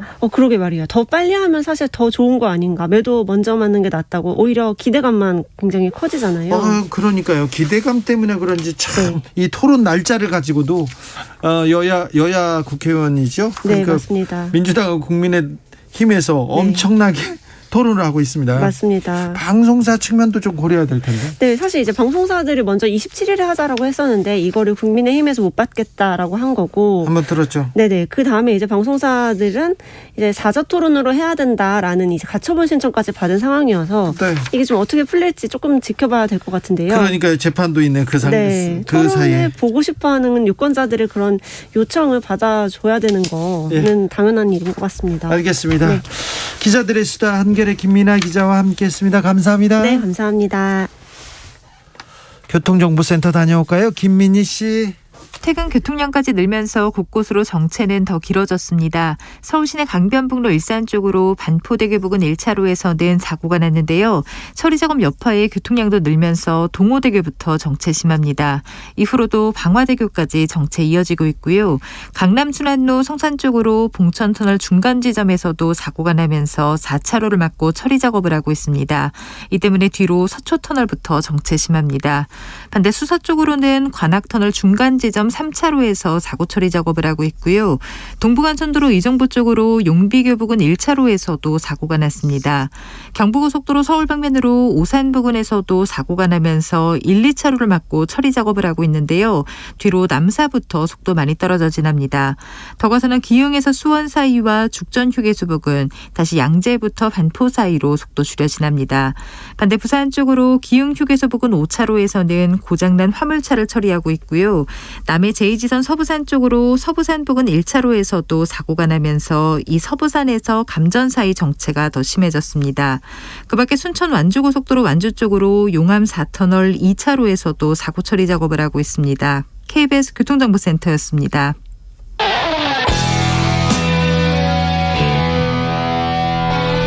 스치기만 해도 똑똑해진다. 드라이브 스루 시사 주진우 라이브.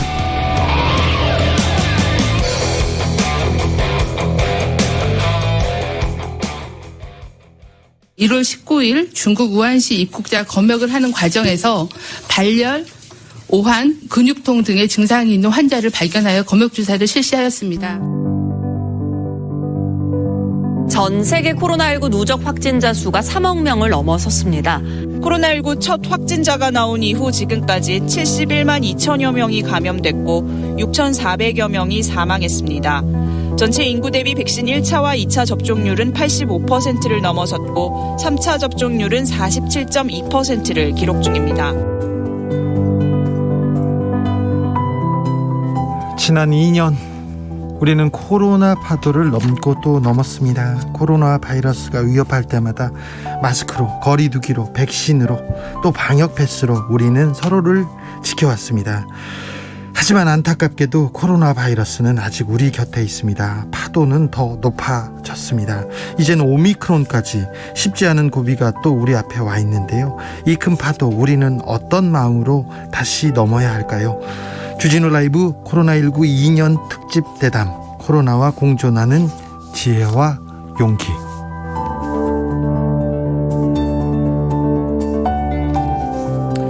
임승관 경기도 의료원 안성병원장 모셨습니다. 안녕하세요. 네, 반갑습니다. 김명희 국립중앙의료원 데이터센터장 모셨습니다. 네, 반갑습니다. 네. 임승관 원장님, 네. 2년 전 오늘 기억하십니까? 네.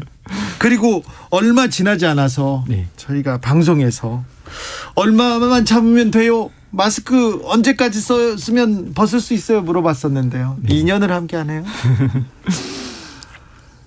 네. 네. 고생 많으셨습니다. 김명희 센터장님 고생 많으셨습니다. 아닙니다. 저 한 게 없습니다. 네. 저희가 코로나 발생 100일 그때 방송을 같이 했었는데요. 2년을 이렇게 코로나 시대에 살 거라고는 생각을 저는 못했는데 선생님들은 어떠셨어요? 네. 저희는 뭐 그 무렵에 뭐 시사주간지랑 뭐 3, 4, 5월 대담도 했었는데요. 저희 그때 대담집 책 제목이 가늘게 길게 애틋하게였거든요. 네. 뭐 2년이 갈지 3년이 갈지 예측하진 않았으나 이렇게는 얘기했던 것 같아요. 어떤 일이 일어날지 우리는 아무것도 미리 다 예상하고 단정할 수 없다. 그렇게 얘기했던 기억이 납니다. 네, 저도 1년 이상은 최소한 갈 거라는 생각을 이제 했었어가지고 그렇게 놀랍진 않습니다. 오히려 중간에 백신과 치료제가 예상보다 좀 빨리 보급이 돼서 오히려 그게 더 놀라운 부분이지, 그 예전에 스페인 독감과 비교해 보면은 사실은 충분히 예상할 수 있는 일이었다. 우리의 기대가 너무 컸다.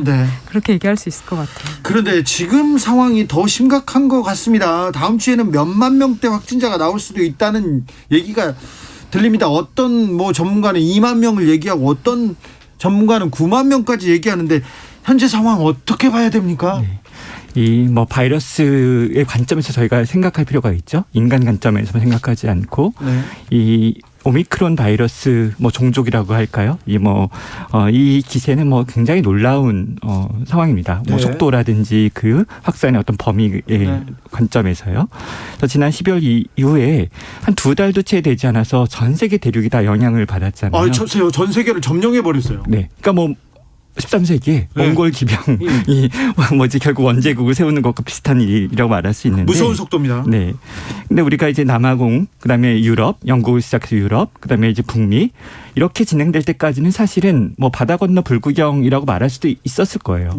하지만 호주가 영향을 받았을 때부터 그리고 일본이 그 뒤에 영향을 받았을 때는 사실은 다른 감각으로 관찰하고 집중했어야 됐습니다. 수명으로 떨어졌던 일본이 지금 4만 명대까지 그냥 폭증했어요. 네, 사실 그 상승 비율은 호주가 훨씬 더 놀랍기도 한데요. 호주나 일본은 한국과 유사한 나라들입니다. 방역 정책도 유사하고 뭐 일본 같은 경우는 도시의 밀집도라든지 사람들의 생활 패턴도 비슷하잖아요. 지금까지 누적 감염자 숫자, 그러니까 면역이 있는 인구의 숫자도 비슷하고.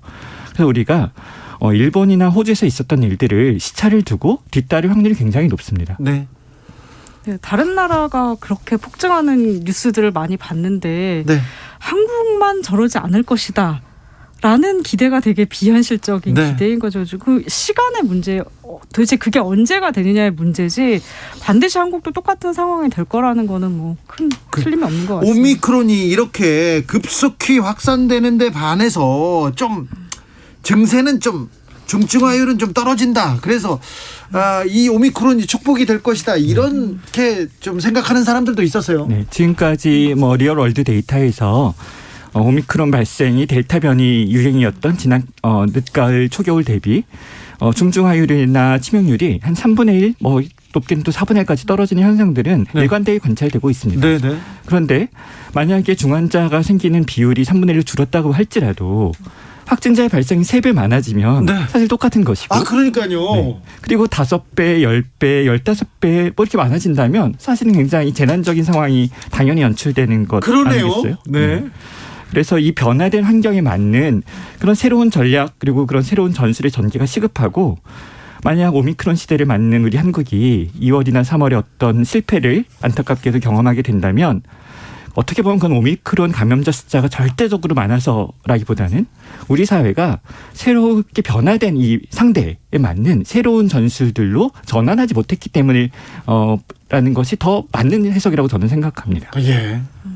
그러니까 이제 초기에 아주 가벼운 증상이라서 뭐 산소 치료만 간단하게 해도 뭐 중증화로 되는 거를 막을 수 있는 환자라고 한들 숫자 자체가 많아져서 병원에 못 들어가게 되면 그 사람들이 사실 중증화로 진행이 되기 때문에 중증화율이 개인 단위로 본다면 위험이 낮다는 건 분명하지만 이게 전체 인구 집단에서 N수로 이제 묶게 되면은 사실은 우리한테 굉장히 큰 지금 위험이 도래해 있다, 이렇게 해석하는 게 맞을 것 같아요. 그 말을 들으니까 지금 겁이 팍 옵니다. 이게 그런데요, 백신 맞으면 코로나 끝날 거다, 우리는 괜찮아질 거다, 이 생각이 잘못됐습니다. 백신이 나오고 치료제까지 나왔는데 상황은 나아지지 않는 것 같습니다. 뭐 국내 속학들이 최근에 오미크론으로 인해서 우리 코로나19 팬데믹이 올해는 종식될 것이다라든지 아니면 엔데믹 뭐 풍토병 수준으로 전환될 것이다 이런 얘기들도 하잖아요. 전 국민이 이제 뭐 다 면역 체계를 갖게 된다 뭐 그런 얘기도 있었지 않습니까? 얼마 전에 중앙임상위원장께서도 말씀해 주셨고요. 이런 예측 수정은 당연히 과학적 타당성이 있습니다. 근데 문제는 우리가 그 얘기를 좀 이상하게 해석하고 있는 거죠.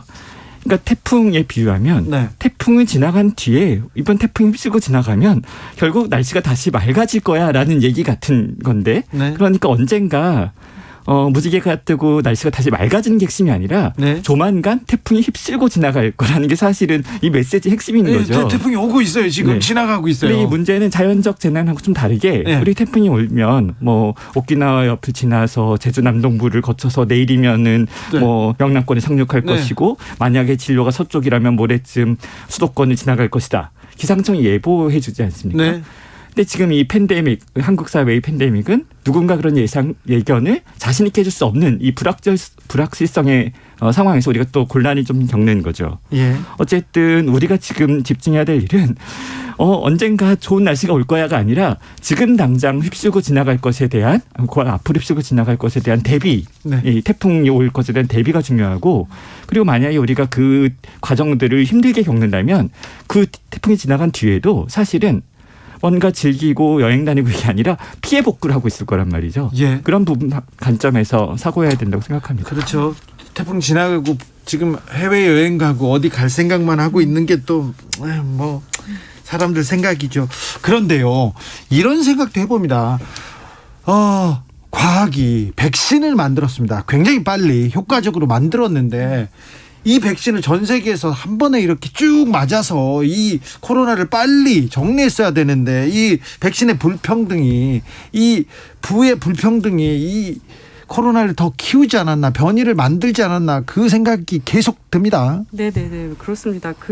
이게 사실 뭐 시민사회에서만 얘기를 하고 있는 게 아니라 뭐 제프리 sak스를 비롯해서 뭐 미국의 의회 예상국 이런 데서도 이 백신의 불평등 자체가 사실은 이 문제 사실 우리가 지금 몇 번 경험했잖아요. 예를 들면 브라질에서 한 번 유행이 지나가고 났는데 변이가 생겨서 다시 그 지역에 똑같은 유행이 생긴다든지 인도에서 그랬고요. 그렇죠. 계속 이런 것들을 경험해서 사실은 가급적 빠른 시간 내에 공평하게 많은 사람들이 백신을 맞을 수 있게 해줬어야 되는데 그 기회를 인류가 이제 여러 번 놓쳤죠. 인간의 탐욕이. 사실 방법이 없었던 게 아니거든요. 여러 가지 제안들을 했었는데 그런 것들이 다 결국엔 이제 사실 이윤, 특허 이런 것들에 묶여서 이제 진행되지 못한 사람이 죽어도 특허는 보호해야 되는 이런 상황을 우리가 실시간으로 봤다고 말할 수 있을 것 같아요. 그러니까 결국 이 바이러스의 적극적인 통제가 충분하게 일어나지 않는 지역이 우리 행성 어딘가에 계속 조금씩은 존재했거나 혹은 많이 존재했기 때문이잖아요. 당연히 해소돼 있어야 바른 일이겠으나 21세기 인류가 벌써 2년째 이 해법을 전혀 찾지 못하고 있는 것 같고 뭐 그냥 한 평범한 시민의 입장에서는 이게 당장 달라질 기미가 뭐 어디선가 관찰되는 것 같지도 않아요. 영향 정도는 좀 다르겠지만 저는 이 팬데믹 감염병 위기가 기후 위기랑 되게 유사한 점이 있다고 생각하는데 그 해결책을 우리가 찾아내려면 행성 단위에서 지구 단위에서 찾아야 된다는 거죠. 근데 우리 인류가 지금까지 국가, 민족, 뭐 계급, 진영 이런 단위들을 가지고 단위 안에서 사고하고 사유하고 토론해 왔는데 현대 인류에게 그런 지식과 경험이 좀 부재한 일 같다고 느껴집니다.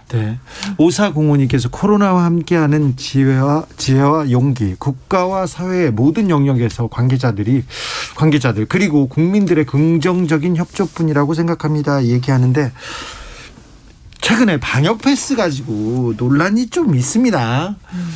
백신은 맞아야 되는데 많이 맞아서 이렇게 좀 더 사회 안전망을 갖춰야 되는데 또 방역 패스 뭐 해제해라 또 반대한다 이런 얘기가 계속 나오는데 이 부분은 어떻게 보시는지요? 센터장님. 어려운 문제인데요. 어려운 거는 센터장님.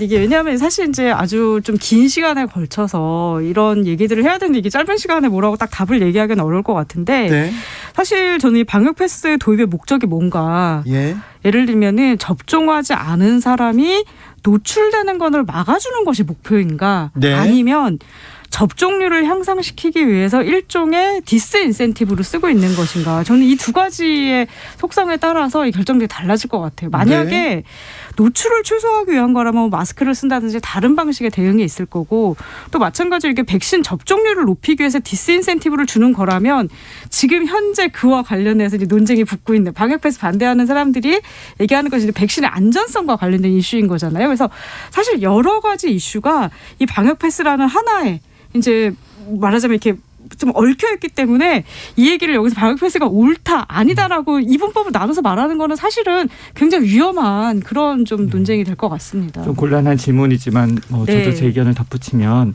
이 보건의료적 필요성을 주장하시는 쪽 정부 당국을 포함하여 그리고 최소한의 기본권을 확보를 요구하는 측 모두 타당한 의견이 당연히 있습니다. 근데 저는 중요한 건 방역 패스 자체가 아니라 그 방역 패스를 우리 사회가 다루는 방법 혹은 관리하는 태도라는 거죠. 지금 커다란 폭풍, 커다란 태풍이 밀어닥치고 있는데 그것들이 1주, 2주가 아닐 수도 있을 정도 빠른 시점일 수도 있는데 이 방역 패스 정책을 우리가 관철하려고 하면서 우리 국민이 통합되고 위기 대응을 위한 팀 스피릿이 올라가고 이러는 것이라면 분명히 순기능을 할 거고요. 그렇지 않다면 어떻게 보면 그런 것들이 우리에게 강하게 주장되는 것이 오히려 더 손해가 될 수도 있다고 생각합니다. 전략적인 판단이 필요하다고 생각합니다. 그런데 의학적으로 이 전문가들이 이런 방역 정책이 필요하다. 그래서 정부가 방역 패스 이런 지침을 내렸지 않습니까? 근데 법원에서 이거 문제가 있다 이렇게 또 결정하는 거 이거 어떻게 보세요? 전문가로서 어떻게 보십니까?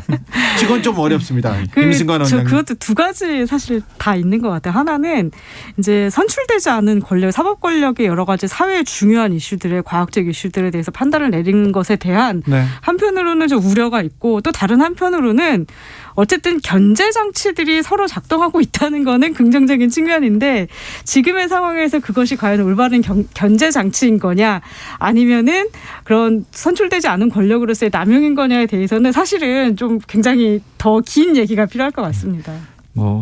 청소년 방역 패스로 처업 심리가 열렸던 날 이제 손영래 대변인께서 출석하셔서 장시간 판사와 계기를 나눈 부분들이 이제 또 실제로 녹취록처럼 보도도 되고 그랬었는데 한편에서는 우리 정부 측이 너무 준비가 부실하다라는 어떤 그런 얘기도 있고 또 한편으로는 이런 사법부가 정확한 어떤 과학적 근거에 대해 이해 없이 너무 초보적인 질문들을 한다는 비판도 있는데 사실 저는 그때 가장 제 마음에 좀 제 눈에 들어왔던 항목은 이거였습니다. 판사님이 이렇게 얘기하세요.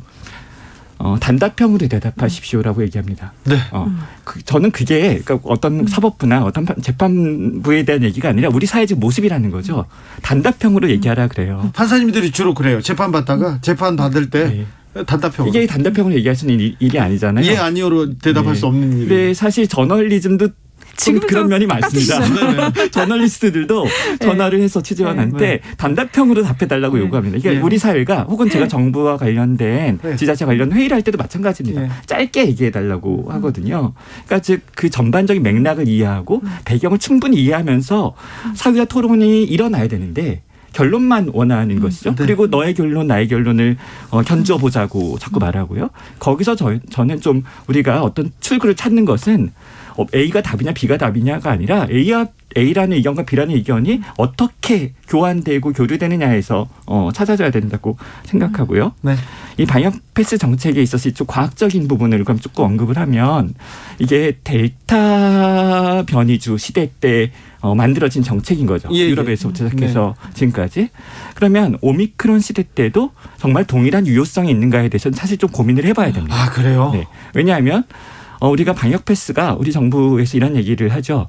우리는 백신 패스가 아니라 백신 반드시 맞으라는 게 아니라 만약에 그 사람이 정말 백신에 대한 어떤 자기 선택권을 존중하는데 백신을 맞지 않을 거면 PCR 검사 음성 확인서를 48시간 이내 것을 제출하면 된다. 그러니 개인의 기본권을 우리가 어느 정도 보호하려고 노력하고 있다. 우리 정부 이렇게 얘기하는데 지금 오미크론 시대 때 검사 정책에 대한 대전환이 일어나야 되는 상황 아닙니까? PCR 검사를 다 하기도 어려워서 신속항원 검사를 좀 대체제를 도입하거나 보완제를 도입해야 되는 이런 상황 혹은 우선순위에 따라서 검사 자원을 배분해야 되는 상황이잖아요. 그렇다면 이 방역 패스가 갖고 있는 그 어떤 이제의 어떤 부분과 오미크론 시대를 관통해야 되는 우리의 숙제가 또 모순되고 충돌하거든요. 네. 따라서 어느 한에 정답이 있을 수가 없고 또 그 의견도 유연해져야 됩니다. 네. 만약에 우리가 한 달 전에 그런 주장을 했다고 할지라도 지금 상황에 맞춰서 다시 수정된 의견을 서로 토론할 수 있어야 되는 거죠. 네.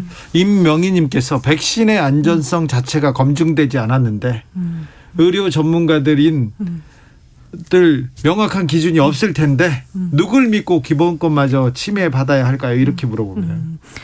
백신의 안전성에 대해서는 어차피 이게 좀 설득이 안 될 거라는 건 저도 알고 있는데 백신의 안전성은 지금까지 가용한 최선의 근거 상에서는 일단은 100% 안전하다라는 말씀은 드릴 수 없지만 지금까지의 근거로는 충분히 우리가 백신을 맞아서 얻는 이득과 그걸로 인해서 초래되는 부작용 사이에는 현격한 그 불균형이 있기 때문에 맞는 것이 타당하다는 거는 지금 국제학계의 컨센서스가 있는 내용이거든요. 그래서 수억 명이 맞았는데요. 네, 그래서 이게 백신의 안전성에 대한 근거가 없다. 이거는 사실은 좀 정확한 내용은 아니라고 말씀드릴 수 있겠습니다. 그런데 이제 신뢰받던 K방역이 이제 시간이 지금 2년까지 되고 민생 피해도 좀 많아지니까 좀 불신이 커지는 것 같아요.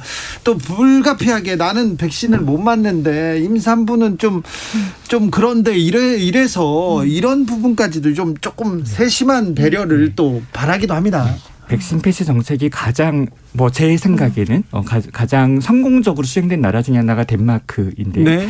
덴마크는 백신 패스 정책을 백신 접종률을 상향시키는 방향에서 주로 사용했죠. 네. 근데 7%대쯤의 접종률 때 시작을 해서 70% 중반쯤 갔을 때 클로징 닫았습니다. 네. 이유는 제가 정확하게 다 알 수는 없지만 아마도 그 이상에서의 어떤 요구도가 올라간다면 원하는 기능보다 사회 역기능, 부가효과가 더 클 수도 있다는 어떤 전략적인 판단이었을 거라고 생각하거든요. 네. 그러니까 우리한테 좀 원칙이 분명한 것을 자꾸 물어보는데 때로는 유연한 전술을 택할 필요도 있는 것이죠. 그렇죠. 바이러스도 막 변하는데요. 지금 델타, 오미크론이 아예 다른 바이러스라고도 볼 수 있는데 영국에서는 20만 명 하루 확진자 20만 명 되다가 9만 명으로 떨어지자마자 오미크론 유행 정점 지났다 그러면서 마스크 의무화 폐지, 방역 패스 폐지 이렇게 나갔는데 이거 괜찮은 겁니까 이거? 그 사회가 경험한 경험치에 따라 당연히 판단의 근거, 논건 달릴 수밖에 없는 거죠. 아 그래요?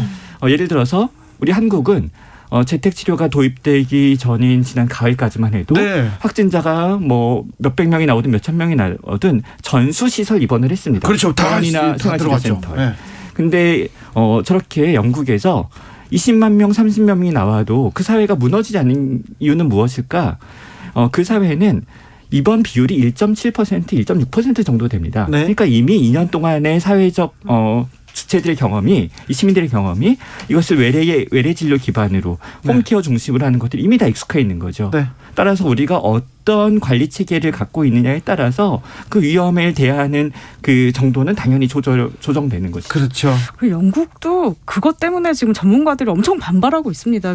너무 쉽게 위험에 노출시켰다. 사실 이제 마스크 같은 경우는 가장 쉽게 할 수 있는 실천이잖아요. 아이들을 보호할 수 있는. 근데 그것마저 다 풀어버린 거에 대해서 그 언론과 이제 전문가들이 엄청나게 분노를 하고 있는 상황에 그게 잘한 게 아닙니다. 그러니까요. 지금 영국 축구장 보면요. 선수들 관중 빽빽한데 다 마스크 벗고 소리 계속 지릅니다.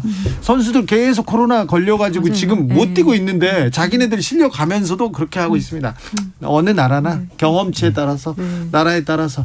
김종현님께서 그렇게 판사에 내가 yes or no만 중시한다면 앞으로 AI 판사 도입 앞당길 수 있을 것 같습니다. 그렇죠? 0 아니면 1. 네. 원장님, 조코비치 좋아하십니까? 그 테니스 스타 조코비치 백신 접종 안 해서 호주에서 추방당했는데 앞으로 메이저대회 못 나갈 수도 있는데 이 부분 어떻게 보세요? 글쎄요. 매우 어렵죠. 정현 선수랑 예전에 정현 선수가 이겼어요 한번. 그러니까요. 그것도 그 호주에서 했던 호주 오픈이잖아요. 자, 박노자 교수님이 어제 와서 노르웨이에서는 방역 패스가 필요 없다. 이미 백신 접종률이 높고 공공병원 비율이 90% 가까이 됐기 때문에 이 병원에서 충분히 유연하게 방역 정책 이렇게 펼칠 수 있다 이렇게 얘기하는데 여기서 배울 점이 좀 있는 것 같습니다. 그러니까 결국은 이 재난이라는 건 재난의 구조를 필요로 하는 사람들이 재난의 구조의 어떤 자원으로부터 얼마나 늦지 않게 연결되느냐에 있잖아요. 네. 그러니까 우리가 이 팬데믹 대응을 하는 데 있어서는 이 보건의료 체계, 이 코로나19를 진료하는 그런 보건의료 체계가 얼마나 튼튼한가 혹은 그 시대의 상황과 맞는가에 네. 어떤 그런 결정력이 있는 것이죠. 근데 우리가 만약에 700명 하루 확진자 700명에 나올 때 성공적인 방역 방법론, 의료체계 관리 방법론이 있었던 거죠. 네. K 방역. 근데 7,000명이 되면 이제 삐걱이기 시작하는 것이고 네, 우리가 어려웠잖아요. 네, 네. 지난달에. 근데 7만 명이 된다면 당연히 오작동할 것 아닙니까? 예. 따라서 우리는 이 시대에 맞는 새로운 방역 정책, 새로운 의료체계 관리 정책들을 빨리 마련해야 되는 것이고 그런 이게 축구 경기에 비유한다면 우리의 코칭 스텝은 빨리 상대편의 어떤 새로운 상대의 그런 팀의 특성, 전략을 알아내고 우리 팀을 그에 맞춰서 다시 전술을 짜고 훈련시켜야만 되는 거죠. 그게 늦어지면 안 됩니다. K 방역에 대해서도 좀 고민해야 될 것 같습니다. 좀 달라지기도 해야 될 것 같고요. 임승관 원장님 네. 계속해서 경기도에서 또 안성의료원에서 새로운 모델 제일 먼저 시험하고 이렇게 계속해서 연구하고 계신데요. 네. 어떻게 변해야 됩니까? 네. 지금은 이 경기도, 서울시, 인천시, 수도권을 예를 들자면 네. 그중 어느 지역에서 감염자가 발생하더라도 뭐 일부의 재택치료를 제외하고는 다 시설을 배정하는데 그 과정들이 모두 중앙정부의 상황실을 거치게 되어 있습니다. 예. 그런 행정적인 소모도 굉장히 많고 이동거리도 길고 시간도 어려워지죠. 그래서 저희가 이번에 안성 지역에서 하려고 하는 새로운 그런 대응 방법론이 있습니다. 짧게 소개해드리면 세 가지가 핵심 원리인데 보건소의 역할과 의료기관의 역할을 구분하는 겁니다. 네. 보건소는 방역 활동에만 집중하고 그게 본분이니까요. 의료기관은 진료 활동만 하는 것이죠. 지금 이 두 가지가 좀 혼재되어 있어서 굉장히 소모적이고 시간이 오래 걸리는 거거든요. 네. 그리고 두 번째로 안성시 환자는 안성시의 의료 자원 안에서 대체로 회수하고 그것들을 해결하지 못하는 부분만 이제 바깥의 지원을 받는 구조입니다. 그리고 마지막으로 이런 모든 거버넌스 네트워크를 지역 안에서 안성시장의 주재 아래 이루어지는 것이죠. 이런 모든 과정들이 결국은 평상시에 다 그렇게 하는 일이라서 제가 생각하기에 가장 효율적인 방법은 뭘까? 이제 효율이 선이잖아요. 효율을 해치는 모든 것은 다 선이 아닐 겁니다. 네. 그렇다면 평상시 하는 방법이 아마 가장 효율적일 것이다. 따라서 복원해야 된다. 늘 하던 방법들을. 그렇게 생각합니다. 센터장님, 네. 우리가 코로나 시대를 살고 있는데 네. 그전에도 메르스도 있었고 네네. 사스도 있었어요.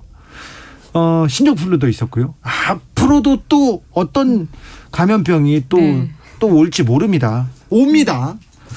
그런데 공공병원, 공공의료가 중요하구나. 이제서야 알았어요. 근데 배웠어. 근데 공공인력 지금 늘지 못했습니다. 공공의료 지금 어떻게 좀 확충하고 좀 대비하고 있습니까? 정부에서 사실 이제 코로나 초기에는 시민사회에서도 뭐 공공병원 늘려야 된다는 게 굉장히 공감대가 컸고 정부에서도 마치 할 것 같았는데 네.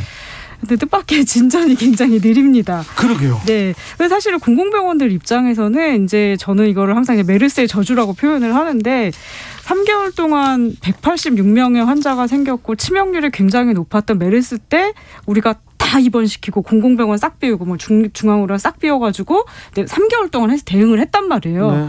그 성공의 경험 덕분에 우리가 K방역의 뭐 진단 체계도 만들고 이런 것도 다 됐긴 됐는데 문제는 환자가 10만 명, 20만 명, 지금 누적 70만 명이 됐는데도 그 방법을 사실 계속 고수하고 있는 거거든요. 근데 앞으로는 공공병원을 수십만 개를 더 늘려도 사실 이거를 커버할 수는 없다. 네. 그래서 한편으로는 공공병원의 역량들을 강화하고 숫자도 늘리는 것도 필요하지만 또 다른 한편으로는 아까 임승관 선생님 말씀하신 것처럼 평상시에 예를 들면 동네 의원에서 그냥 특별한 전담병원 체계가 아니라 동네 병원, 동네 의원에서도 코로나 환자들을 진료할 수 있는 체계로 돌아가고 공공병원을 원래 기능하던 필수 의료 서비스나 아니면 취약계층을 위한 의료 서비스를 제공하는 걸 이제 돌아가는 그런 회복을 준비해야지 이게 어느 날 갑자기 공공의료가 강화되는 게 아니라서 지금부터 그런 종류의 전환이 필요할 것 같습니다. 박종성님께서 개개인에게 딱 맞는 백신 개발은 불가능하다고 봅니다. 그래도 인류 공동의 최선의 결과물인 만큼 믿고 동참하는 게 맞다고 봅니다. 백신 접종받은 모든 이들이 어느 정도 불신은 갖고 하고 겁도 났을 겁니다. 공동체를 생각해서 접종합시다 얘기합니다. 4200님께서는 친한 동생이요. 백신 맞고 지난주에 사망했습니다. 100만 명이 괜찮을지라도 내 가족, 내 친구 한 명의 죽음은 무게가 다릅니다. 당해보지 않고는 이해할 수 없습니다. 했습니다. 아무튼 백신의 이득은 월등히 큽니다. 하지만 이 개개인의 부작용, 이 부분에 대해서도 국가가 좀 세심한 배려 필요한 것 같습니다. 자, 코로나 이후도 중요할 텐데요. 앞으로 우리가 좀 생각해야 될 거, 코로나와 공존하는 지혜, 코로나를 벗어나는 지혜가 아니라 공존하는 지혜, 그리고 용기, 무엇이 있을까요? 부탁드리겠습니다. 이게 제가 주로 하는 이제 의료기관과 관련된 얘기들을 한다면 우리가 자꾸 또 시설을 생각합니다. 어떤 전담병을 짓고 센터를 짓고. 근데 사실은 평상시에는 의료기관에 더 안전해져야 되는 표준적인 질 관리가 올라가야 됩니다. 즉 6인실 같은 다인실 중심의 의료기관들이 이제 1인실, 2인실 중심으로 더 안전한 공간으로 이제 재편돼야 되는데 그것들이 이제 OECD 표준과 비슷한 것이죠. 근데 그런 일들이 사실은 재정뿐만 아니라 전반적인 의료 이용 관행이라든지 이런 부분이 다 달라져야 되는 거죠. 그리고 한 가지만 덧붙이면 저희가 코로나 팬데믹 때 우리나라의 치사율이 상대적으로 낮지 않습니다. 비교적 높은 편입니다. 아, 그래요? 네. 같은 조건에서 비교하자면. 근데 그게 여러 가지 설명들이 있겠지만 제가 제시하는 설명은 시설화 때문입니다. 우리의 노인 세대들이, 노령 세대들이 너무나 많이 시설화되어 있고 요양원에 여러 가지 시설들에 그런 집단 감염이 일어날 때 얼마나 취약합니까? 한꺼번에 많은 분이 감염되고요. 또 그 시설들이 얼마나 또 공간적으로 어떤 그런 취약성이 많습니까? 인력적으로. 따라서 이번 팬데믹을 겪고 이런 고통을 겪고 나서 한국 사회가 이 문제에 있어서 우리나라의 시설화가 얼마나 좀 앞으로 개선돼야 되는 것인지, 그것이 그러니까 뉴노멀이 아니라 이게 어브노멀이거든요. 이 비정상을 정상화로 돌리는 것, 거기서 시설화되어 있는 부분들을 지역사회로, 커뮤니티로 이런 방식의 담론이 부상하지 않는다면 저는 매우 이상하다고 생각합니다. 그 부분 고민해야 될 것 같습니다. 네, 저도 이제 코로나 겪으면서 정부에서 여러 가지 R&D 연구개발 과제들을 많이 내놨어요. 예를 들면 AI를 통한 자동 병상 배정 이런 이제 연구 과제를 수십억짜리를 발주를 하는데 사실 필요한 거는 지금 원장님 말씀하신 것처럼 그야말로 표준을 지켜서 이게 감염병에만 쓸 건 아니잖아요. 병원이라는 게. 그래서 평소에도 여러 가지 외상 환자든지 아니면 다른 감염병 환자들 쓸 수 있게끔 평소에 표준을 잘 지켜서 진료 서비스를 제공할 수 있는 의료체계 전반적인 질적 향상, 이게 빅5 그런 병원들이 아니라 지역사회 공공병원들, 지역사회 작은 병원들이 그런 역할을 할 수 있도록 만들어주는 게 저는 우리 사회에 굉장히 중요한 과제로 던져졌다고 생각을 합니다. 알겠습니다. 내년 이 자리에서 우리 만날 텐데 그때는 지긋지긋했던 코로나 시대 옛날에는 그래서 그런 얘기 했으면 좋겠는데요. 모르는 일이죠. 네, 주진우 라이브 코로나 특집 대담, 코로나와 공존하는 지혜와 용기 나눠봤습니다. 임승관 선생님, 김명희 선생님 너무 감사하고요. 고생 많은데 더 고생해 주세요. 네, 오늘 말씀 감사합니다. 네, 고맙습니다. 네, 감사합니다. 네. 주진우 라이브 여기서 인사드리겠습니다. 저는 내일 오후 5시 5분에 돌아오겠습니다. 지금까지 주진우였습니다. 지구를 위한 새로 고침 습관을 바꾸는 라디오. 안녕하세요. 방송인 이금입니다. 예비 사회적 기업 카페 이웃은 플라스틱 없는 세상을 만들기 위해 주민들과 다양한 활동을 하고 있는